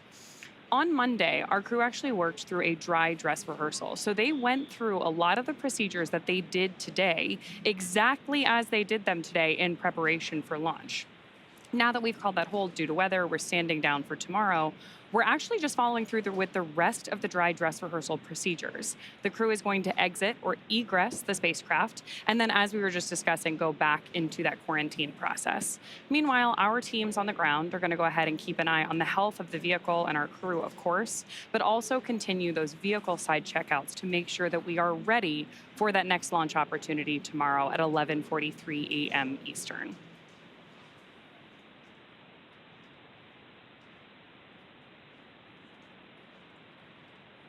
We've got about 30 minutes, a little bit more, waiting on that detanking. And obviously, you've got a view of Crew-11 there on the left-hand side of your screen, and down in the corner, you can see that Dragon spacecraft sitting on top of the rocket, still at LC 39A at Space Force Base in Florida.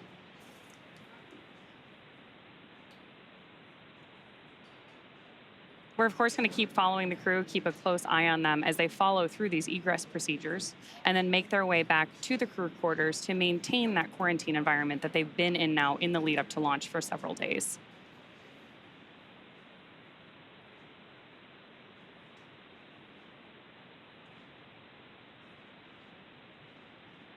Anytime we have crew on board the vehicle, safety is the most important thing. So while our teams continue through this detanking process, we are also going to continue our coverage and stay with our crew until we know that they have safely departed our launch pad.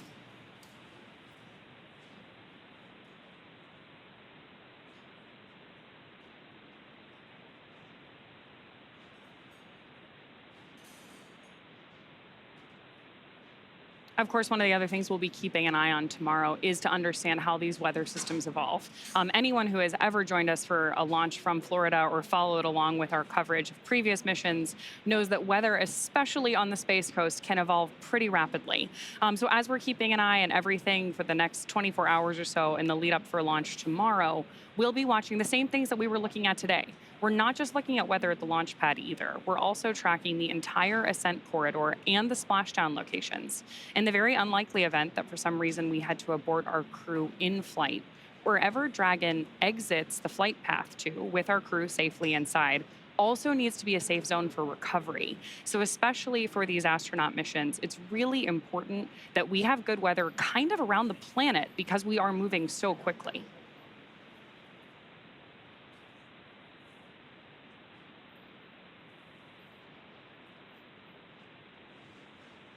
Yeah, you're absolutely right, Ronnie, as we continue to follow along with today's coverage of NASA SpaceX Crew-11 today and back here in Hawthorne.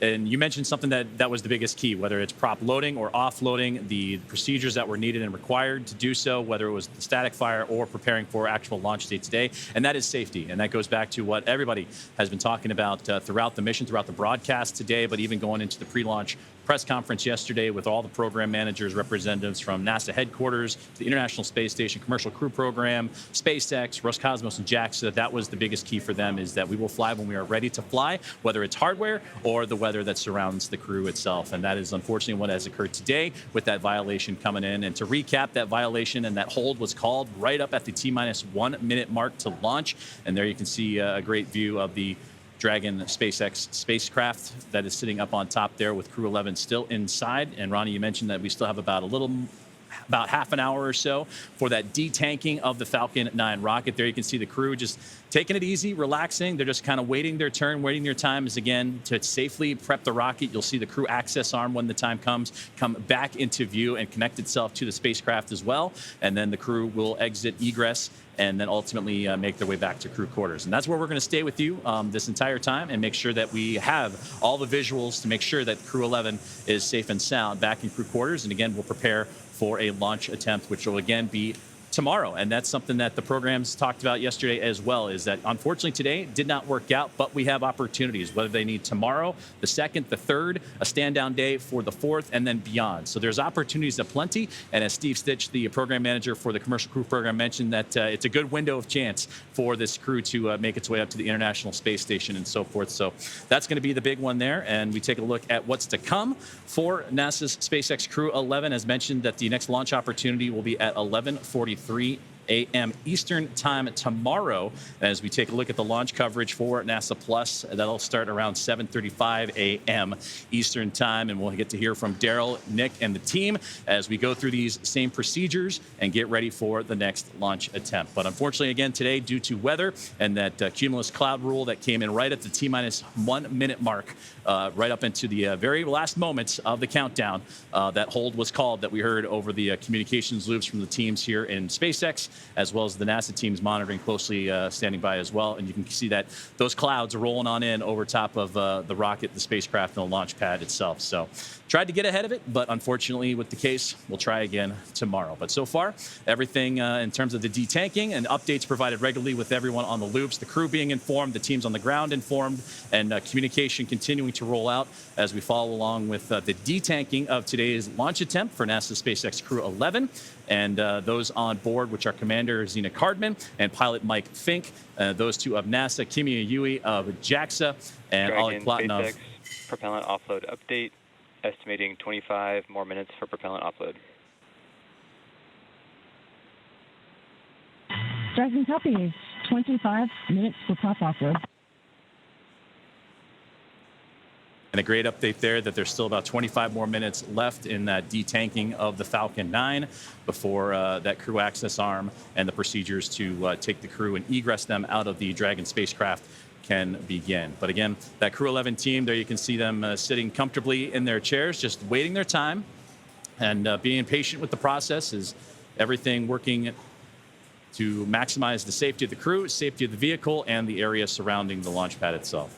So unfortunately, again, scrubbing today's launch attempt due to weather, but our next attempt will be coming tomorrow morning at 11:43 a.m. Eastern time, and we look forward to seeing the crew work back to their launch procedures, the teams on the ground. And like Nick mentioned earlier, Daryl and Nick over on the Space Coast, that spaceflight is the ultimate team sport, and you need a lot of teammates to make things like spaceflight and launches happen. And that's what's being enacted right now, unfortunately, due to weather and a scrub. But that put into play with all the procedures needed and necessary. So that is where we are currently standing. So a little inside 25 minutes of the detanking in the Falcon 9 rocket, and we'll continue to follow along through the egress procedures as Crew-11 will then begin to make their way back to crew quarters.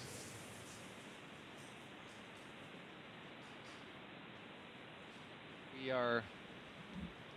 So, of course, we are disappointed in that weather scrub today. But in a lot of ways, this is actually a really interesting testament to that huge team working together, like you just mentioned.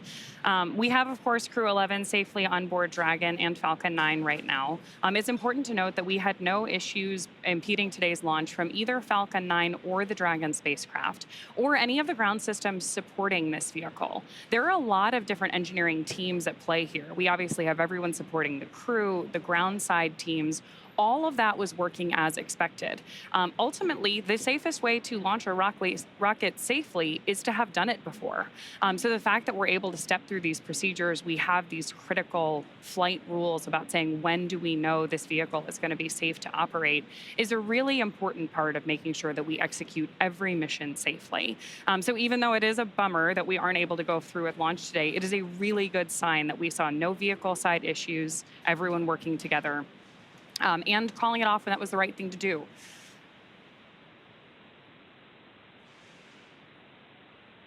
So with that, while we continue to monitor this, like we mentioned, we are going to keep our coverage going all the way through until Crew-11 egresses the spacecraft and then exits the pad. But I'll toss it back over to Daryl and Nick for a little while. All right, thank you very much, Ronnie. Back here at the Kennedy Space Center in Florida. And a look out from the press site. When you look out east, looks like a beautiful day. It sure does. And it was.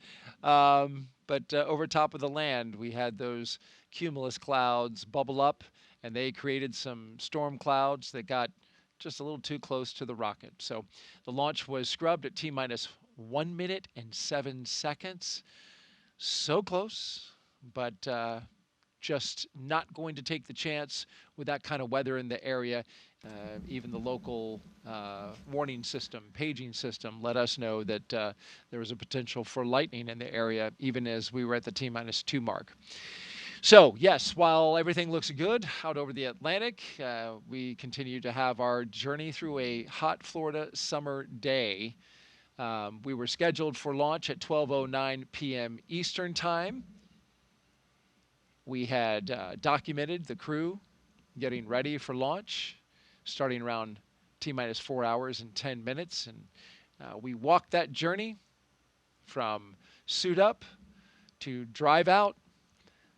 We saw the crew ascend the launch tower there, get up to the top of the launch tower, get into their spacecraft, and prepare for launch. And all the systems, the high energy systems that came online, methodically going through the launch operations until we reached T-minus 1 minute and 7 seconds, and then we got the call for the scrub. Launch weather officer David Tager kept the launch team informed of the developing situation and let them know that the sea breezes could be forming this mix of cumulus clouds that we see in and around the area. And so now we have a dynamic situation on the pad, and the reason that we are still here is because we still have astronauts inside that capsule right there. 4 crew members: Zena Cardman, pilot Mike Fincke, Kimiya Yui, and Oleg Platonov, who appears to be taking a nap. I would. I mean, at this point, what else are you going to do? You got to wait for him to detank, and so that takes a little bit. It's actually fun. Some of the shot of the rocket that you see, the side view, it's almost like a fuel gauge, because you can see where the frost is melted off of the side of the rocket and determine how much of the fuel is left in that first stage. Yeah, that's a great shot. If we can take that wide shot there, that it almost serves as kind of a detanking gauge to see where the frost line is.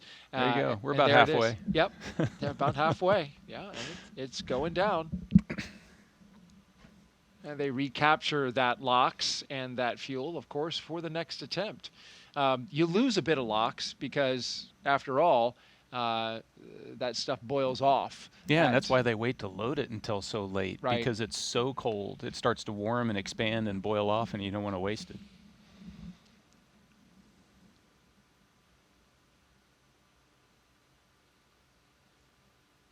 So the question now becomes, or the question that I will ask now is, what do the astronauts do after they get out of their capsule and go back to the astronaut crew quarters? This kind of served like a dress rehearsal. They have now had 2 of them, which is good practice for an operation like this. But you don't need to practice anymore. So what do you do? Yeah, so you're gonna get out of the capsule. Everything runs in reverse all the way back to the ONC building to crew quarters. You're gonna get out of your suits. The suit techs, you're going to get those all cleaned up so that you're ready to try again tomorrow. And then I guarantee you that all 4 of them, the first thing on their mind is, okay, so when are we having the meeting to talk about, is tomorrow a viable launch opportunity? Is the weather good? Are the systems good? Is the phasing work so that we can get to where we need to be? Is that good? And then get the thumbs up to press for tomorrow. Or if things aren't lining up right, then when is the next opportunity after that? And of course, they're going to be checking in with family. I imagine they're probably going to be checking in with family on the ride back to ONC. Absolutely. And have also heard, and I have seen crews do in the past, check out what's the schedule at the beach house. Because, it might be an opportunity to go out there and kind of take the stress of the day and the scrub off. For just a few hours? If you're trying again tomorrow, then there's probably not enough time. You may want to try to tag up with family again. And if you're going to scrub and it's going to be a few days, then you can, hey, let's just have a quiet evening and step away from the crew quarters, go out to the beach house, put your feet in the ocean. So too quick of a turnaround. Yeah, in this case. It can be. It can be. So in that case, maybe, since there's 4 of them, they, just have a little bit of a pickleball match, kind of let off some steam, and then get back to quarantine. No, maybe not any athletic events. We don't want to risk any late injuries prior to launch. I hear that, it's a pretty somewhat safe sport, but you're right. It is a sport at the end of the day. Jessica Meir and Christina Cook, they play pickleball. Oh, yeah? Yeah. I have not got into that yet. Your fellow astronauts. Yeah. I'll have to pick their brains on the finer nuances of pickleball rules, because something about there's a kitchen involved, and there's lots of rules. There's lots of rules. Well, we have a crew that plays here, Nick, and in fact, after our launch broadcast here, we're going to be going out. So if you want to learn, okay, you're welcome to join us. Thank you for the invite. In the 90-degree heat.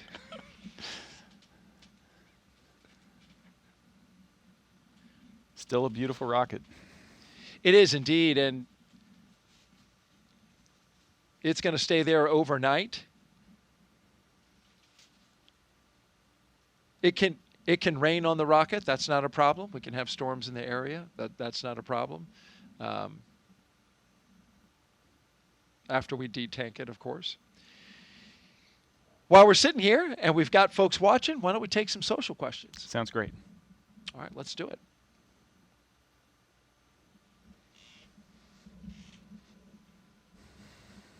If you're just joining us, we scrubbed our launch earlier today at 12:08 p.m. Eastern Time, T-minus 1 minute and 7 seconds. Our question comes from Hey Aviate. I want to be an astronaut. Any advice that will be really helpful apart from the usual requirements? I'm going to assume the usual requirements would be a STEM background, right? Mm-hmm. Science, technology, engineering, or mathematics. But like, what gives people an edge these days? Because it's so competitive, Nick. Let's be honest. It is. It's highly competitive. How many people in the astronaut corps? Less than 50. Right. Yeah. In each class, there's maybe 10,000 applications for a dozen spots. 10,000 applications. So it is very difficult. The minimum requirement is you need a STEM master's degree. Okay. And so you've got to get that foundational educational baseline. Yeah. So there's lots of things that you wouldn't necessarily think about that get evaluated. For example, we're watching Crew-11 here. They've been strapped into these seats for about 3 hours now. They've got another 30 minutes or so. And so patience and the ability to have enough personal discipline to be able to sit still and wait for long periods of time. It's some of those soft skills, the interpersonal skills, how you manage yourself, how you manage your interactions with the people on your team, that are really important when we bring people in for interviews and we look how they interact, because you're going to be in tight, confined places with your crewmates, and it's going to be stressful situations, and how do you manage that stress, and so those are things that are tough to put on a resume, but they really come out when you start to evaluate candidates that come down and interview for the job. That's so key, and that's something I've observed with many of the astronauts who I've had the honor and the privilege to do launch broadcasts with. As we look at a screen that can show us, if you look closely, Nick, you can see the rain coming down now out there at the launch pad. Oh yeah, you can. So it did finally rain on the rocket. This is a sun shower though at the moment, because the sun is shining on that rocket at the same time. It got a little rain coming down. But to the point that you were talking about, those soft skills, it's after having done a number of launch broadcasts with astronauts, it's like almost every single one of them easy to get along with, super smart, adapts to situations real quickly. I see these common characteristics in everybody. I say almost all because, well, some people you have to put up with. I apologize. The jury is out. The jury's still out on this one. No, I tease greatly. This has been nothing but a pleasure since Nick walked in the door yesterday and we did our launch broadcast debrief. It's really great having you. It really, truly is. So the advice I would give somebody is, how do you develop that? Because you can develop those soft skills. And it's trying to step out of your comfort zone. And you become more adaptable if you've been in different situations, and try to figure out how to expand your comfort zone, and then trying to just be a great teammate. You don't always have to be the leader, you don't always have to be the follower, but what does my team need me to do? And those simple things, if you focus on that over years, and it takes decades to grow into the people we select, you can get to where you need to be. If you're seeking fame and glory, if that's the reason that it sparks you. Wrong profession. Wrong profession. That's right. I think I said it earlier. It's not about this sport is not about individuals. That's right. It's team.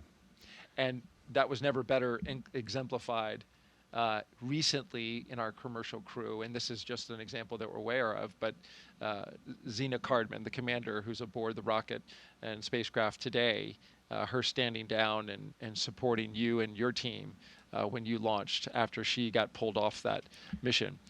Another question in from Aqua. What does it feel like when the rocket is launched? We talked a little bit about this earlier in the broadcast, but this is like, talk me through like real, like, give me some sensory detail here. Yeah, sure. What are the feels? Yeah. Before I do that, I want to double down on your last comment and just say, so we put the spotlight on Zena because she's the one strapped into a rocket today. Stephanie Wilson did the exact same thing. And I'm equally excited to see her strap into a rocket and get her flight. They are the epitome of the professionalism that the astronaut corps strives to be. 100%. Yeah. So what's it feel like to so as you're walking to, we'll just take it, you push space on the elevator. Going from the very beginning. Absolutely. You ride the elevator up, and it's actually, the elevator goes fast enough that your ears pop, because you're going up a lot of floors of stairs, so you'll feel the pressure change in your ears, just like if you were in a big skyscraper and going from the bottom to the top. Huh. And then you step out of the elevator, and then it's just this. For me, it was this gentle breeze coming off the ocean because you're so high up. You just get this nice, cool breeze, and it's just green as you look out, green, and then the blue of the ocean, and then it's this metallic structure that's there, and so the launch tower doesn't really sway or anything. It's so beefy, you can see it there in the photo, and then you get into the gantry arm and you start walking out to the capsule, and then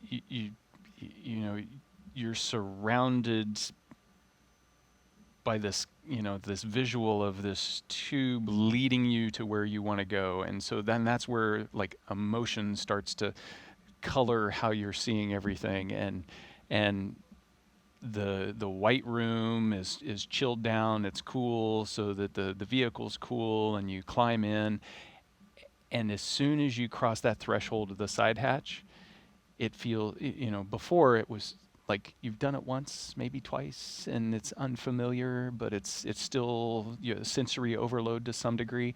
As soon as you get inside the capsule, you've trained for so long, it feels like home.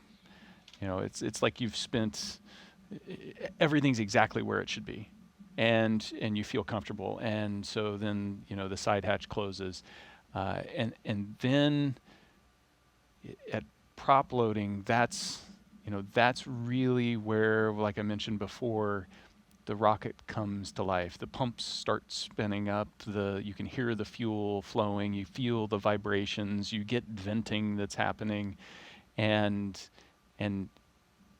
that's why when you feel like, so I'm on a thing. I'm not on a machine. I'm on this thing that's got a personality, that's got this life inside of it. And then at the moment of liftoff, there's just, the engines light up, and you get this subtle vibration, and you feel the pressure of your body being pushed into your seat. Just, your back is being pushed in, and it's that all the the millions of pounds of thrust that are happening, and it's just squeezing you in that seat, and it's just continuing to push you in that seat as you kind of creep off, it's smooth, and so if you've been in an electric car and somebody just kind of slowly presses the accelerator and then just keeps mashing it until it's all the way down, eventually you're pressed into your seat and you're accelerating, and it's like that, but you don't stop for 9 minutes. And you go from... The feeling of acceleration goes that long. You've got staging in the middle, so, it starts at 1G, and then you build up to 4.5, and then it drops off during staging to nothing for a few seconds, and then it starts back up again and builds up, and then it stops and you're in space. And so those 9 minutes are just this amazing roller coaster ride that is like super smooth, with a little bit of vibration, and the whole time you've got these windows that you can look outside and watch it all happen as the Earth kind of disappears down below, and Yeah, it's just phenomenal. I wish everybody could do it. No doubt. I wish I could do it. That is, what a great explanation of what you experienced from beginning to end. If you're just joining us, we are live with launch coverage of NASA and SpaceX's Crew-11. The launch to the International Space Station scrubbed for the day. You see the weather in the area caused a scrub at T-minus 1 minute and 7 seconds, just at 12:08 p.m. Eastern Time. The crew is inside the capsule at the top. They are safe. They are waiting for the completion of detanking the rocket of its highly energetic propellants, which we are currently doing now. Just should be just another 15 minutes or so. Our next attempt for today's launch, provided that after they review the data from today's scrub, should all that look good and check out, the next opportunity to launch is August 1st at 11:43 a.m. Eastern Time. Weather for tomorrow is 85% go. The only area that is a watch item, that is a significant watch item, is the weather that's going to be disturbed along the eastern seaboard after we get a trough of disturbances make their way into the eastern Atlantic.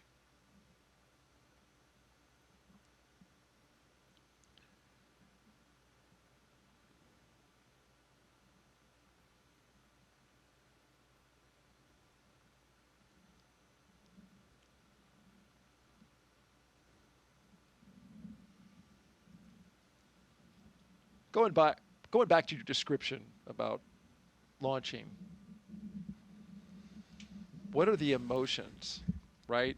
So when you first launch, I'm imagining when it lights and that first thrust off the pad, like the anxiety, a little fear. What are you feeling? You feel, for me, it's the swirl of emotions up to that point. I've got a swirl of emotions leading up to it, where there's this desire to be perfect, right? I don't want to make a mistake. I don't want to let down the people that spent the better part of a couple years training me to be perfect in the moment. So you don't want to make mistakes. There's this anticipation of the unknown, especially on your first launch when you don't know what to really expect. But even on subsequent launches, it's the unknown of what could happen. Just that heightened sense of vigilance that you need in order to be able to react in the moment appropriately. There's the joy of, like, I'm getting to do this thing that I love to do and I've wanted to do, and now's this moment. So there's just intense excitement and joy. Yeah. There's a tinge of sadness because everybody you love is down on the ground and you just said goodbye, and you're not going to see them for a long period of time. And so it's this blender of emotions. But as the clock ticks closer to T-0, the focus starts to narrow in, and it becomes, okay, now I'm in operator mode. Let's execute. We got a mission to do. And so at the moment you lift off, you've got a radio call, and you've got radio calls you need to make all the way up just to confirm what launch abort phase that you're in. And all of that, and so you're trying to absorb and monitor everything that's going on, and listen to and see what the vehicle is telling you. And you have to put that swirl of emotions off to the side, and do a job in that extremely exciting moment. And that's one of the, that's a skill you have to have in the job, because it's not just launch that happens. It happens all the time, and so we train to be able to stay focused on the task at hand, but then also recognize that you can't just bottle that stuff up. So you got to process it at some point. And so finding the right ways to process that and the right moments to process that. Fascinating to listen to everything that goes in to a launch day, to the launch moment, the emotions, the feelings, and the preparation, the skills required to get through it. Thank you so much for sharing that with us, Nick. Let's toss it out to SpaceX in California for our continued documentation and coverage of today's scrubbed launch attempt.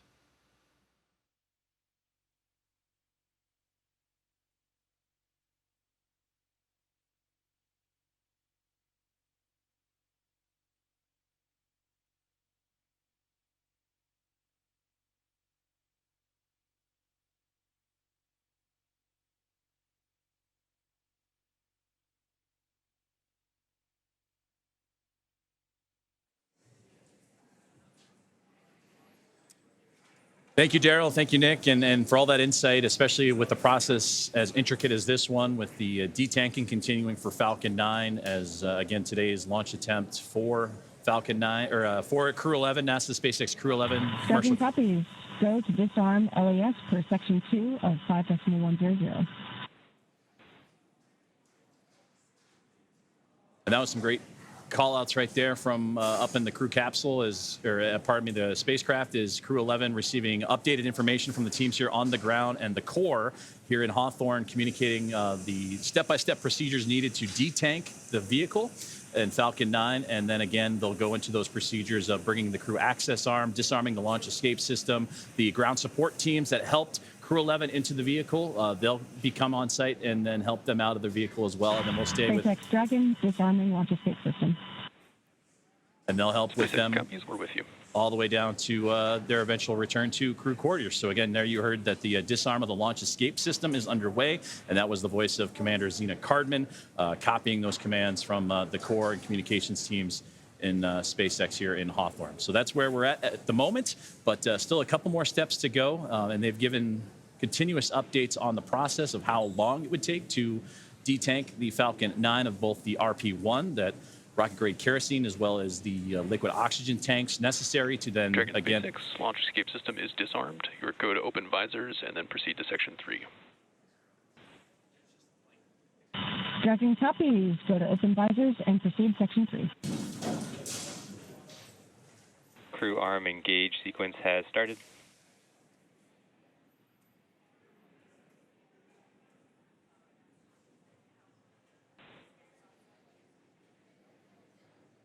And again, great communications there as you're looking inside the crew access arm as it's beginning to swing back towards the Dragon spacecraft. And you saw just moments before that, Crew-11 being issued the okay to open up their visors and begin their process, continue their process of what will be egressing or exiting the vehicle here in just a little while. But again, that crew access arm slowly but surely making its way, be buttressed up against the side of the Dragon spacecraft as we continue on our...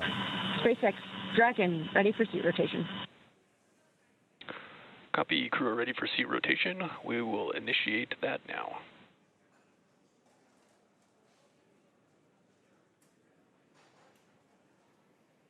So again, great communication happening between the team in SpaceX and Crew-11 on board the Dragon Endeavour spacecraft, as today's launch attempt has been scrubbed due to the cumulus cloud rule, and another launch attempt will be coming tomorrow.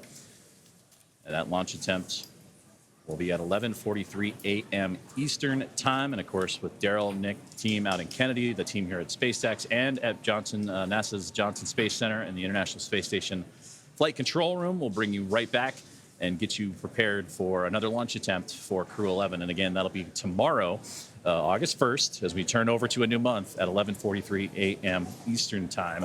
And that's where they will hopefully begin their journey then, en route to the International Space Station and sync up with their Crew-10 colleagues, as well as those of Soyuz MS-27. And that crew of 7 on board the International Space Station will become... Dragon SpaceX, seats are in the upright position.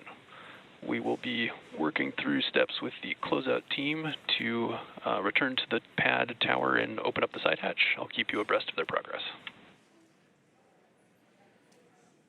Dragon copies.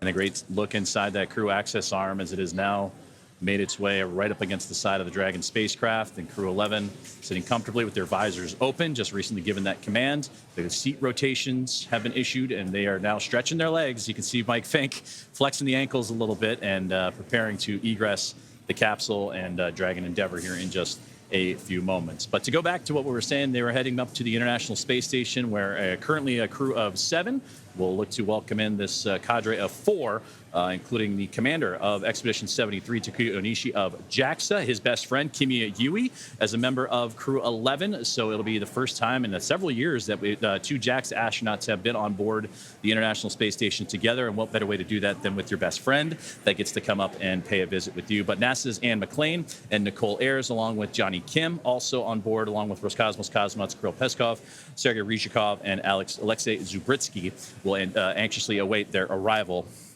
once they can go for that second launch attempt, which again will be tomorrow, August 1st at 11:43 a.m. Eastern Time, as today's attempt was scrubbed due to weather.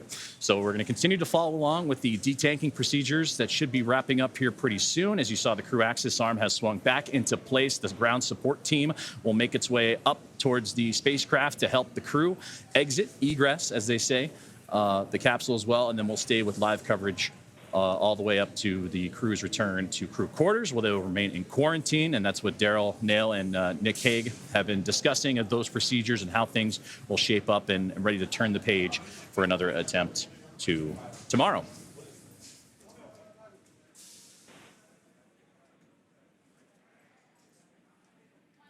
So as we continue to follow along and keep updates with the egress of NASA's SpaceX Crew-11 and the next crew rotational mission to the International Space Station, I'd like to join and bring in my colleague here in Hawthorne for another update in Ronnie on all things with the spacecraft, Falcon 9, and the egress procedures that are currently ongoing.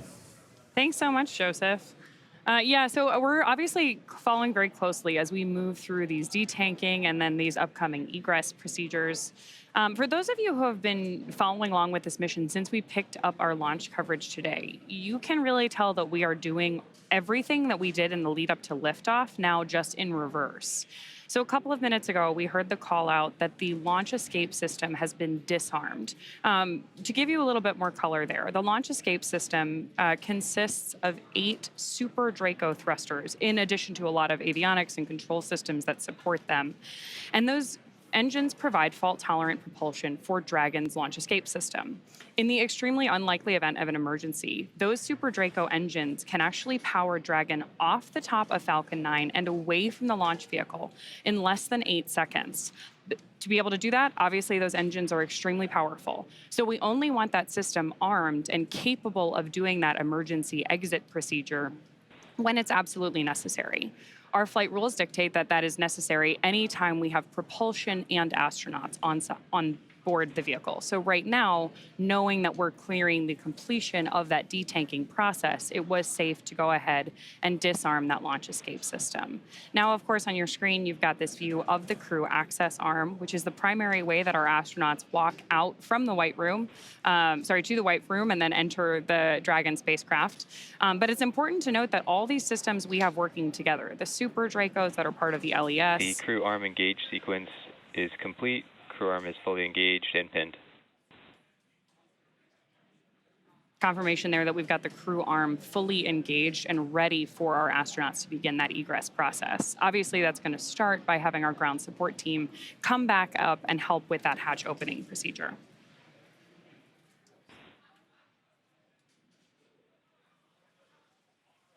And I'm getting confirmation here that offload has been completed, which again is what we expected when we heard that we were okay to disarm that launch escape system. It's really worth noting, though, that Dragon is a tremendously capable spacecraft. It is not just a capsule housing these astronauts. We have maneuverability available to them through the 16 Draco thrusters that we used to orient the spacecraft during the mission. We obviously use those rely on them really heavily as we do all of the maneuvers in our approach to the International Space Station. And then those Super Draco thrusters that are part of the launch escape system, as well as all of the avionics, the controls, everything that our astronauts are using to monitor the vehicle progress, both now in more off-nominal situations like this, where we've had a scrub due to weather, but also throughout their flight to the International Space Station. As we were talking about earlier, our crew today was scheduled for about a 38-hour trip to the International Space Station. All of the information that they're getting from our mission control team is displayed inside of Dragon for them. Still seeing little bits of rain. One of the things that we talked a little bit about earlier, but is still really interesting, anytime you are leaving Earth, we're monitoring weather not just at the launch site. It's really all the way along the ascent corridor. Obviously, Falcon lifts off and then does a gravity turn so that we can get up to space going 17,500 miles an hour horizontally. We're not just going up. So we're moving through a huge portion of the atmosphere on our trip to space. And the weather for that entire ascent needs to be clear. And again, if we were going to leverage that launch escape system in flight for any reason, you'd hear on a typical ascent, our crew will call out certain abort modes where the the spacecraft may have to eject to. In the instance that anything were to go wrong, that weather also needs to be good. We need to be able to get to the crew, make sure that they're healthy. And then, of course, anytime we have crew entering or exiting the vehicle, we're working those carefully rehearsed and fine-tuned procedures like we're seeing them step through now.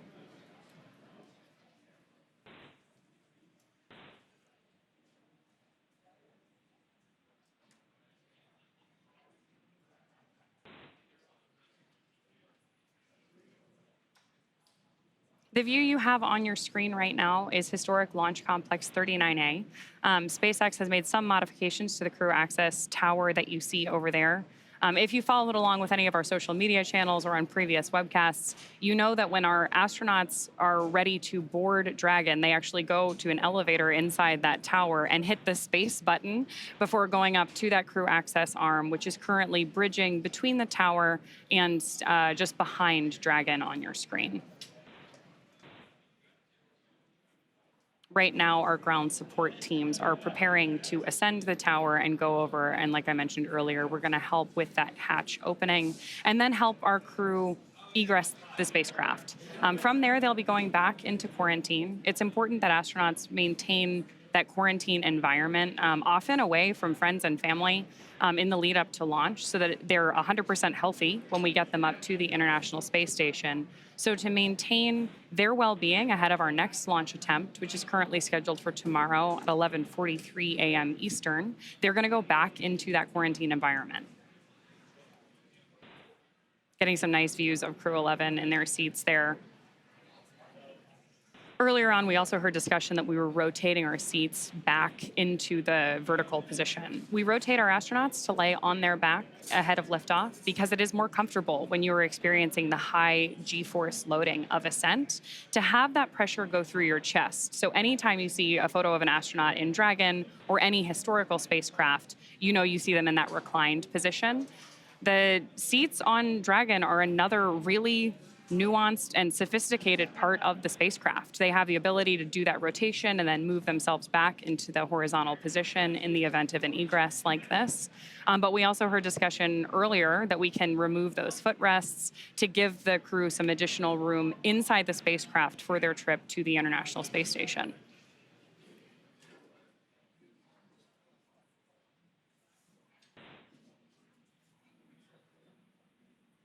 Seeing some smiles from the crew there. And of course, we're following along very closely here, not just with our coverage, but of course the entire mission control ground support team. Everyone's keeping a careful eye on all of these procedures because anytime we have astronauts on board the spacecraft, we want to make sure that we are doing everything we can to keep them safe. Again, all of this is rehearsed during dry dress. And you can see our astronauts are pretty comfortable with it, right? They seem like they're having a pretty good time, waiting to exit Dragon, go back, get a little bit of rest, and then try again.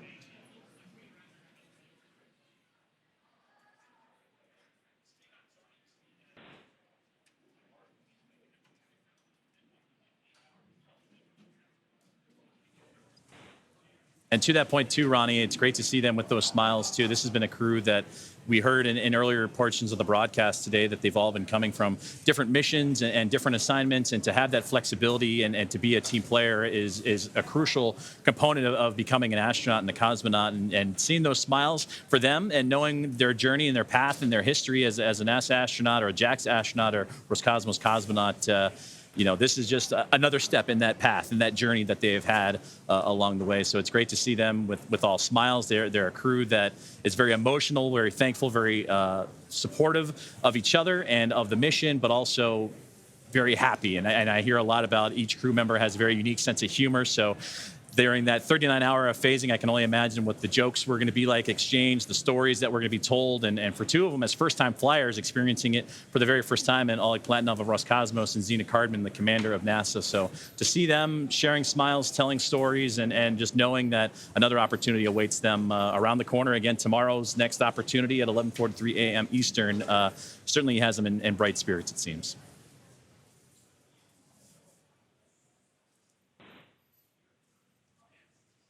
So we'll continue to stay with our live coverage of the egress procedures of NASA's SpaceX Crew-11 as their launch opportunity this morning unfortunately comes to a close due to a weather violation. They were scheduled to launch at 12:09 a.m. Eastern time, but that violation came into play right in the key moments of the countdown, almost right up to T-minus 1 minute left in the countdown. They called the hold and addressed the crew that weather, unfortunately, was not cooperating with them and that they would have to stand down from today's launch attempt and make their way back to crew quarters after detanking and safely egressing the vehicle for the next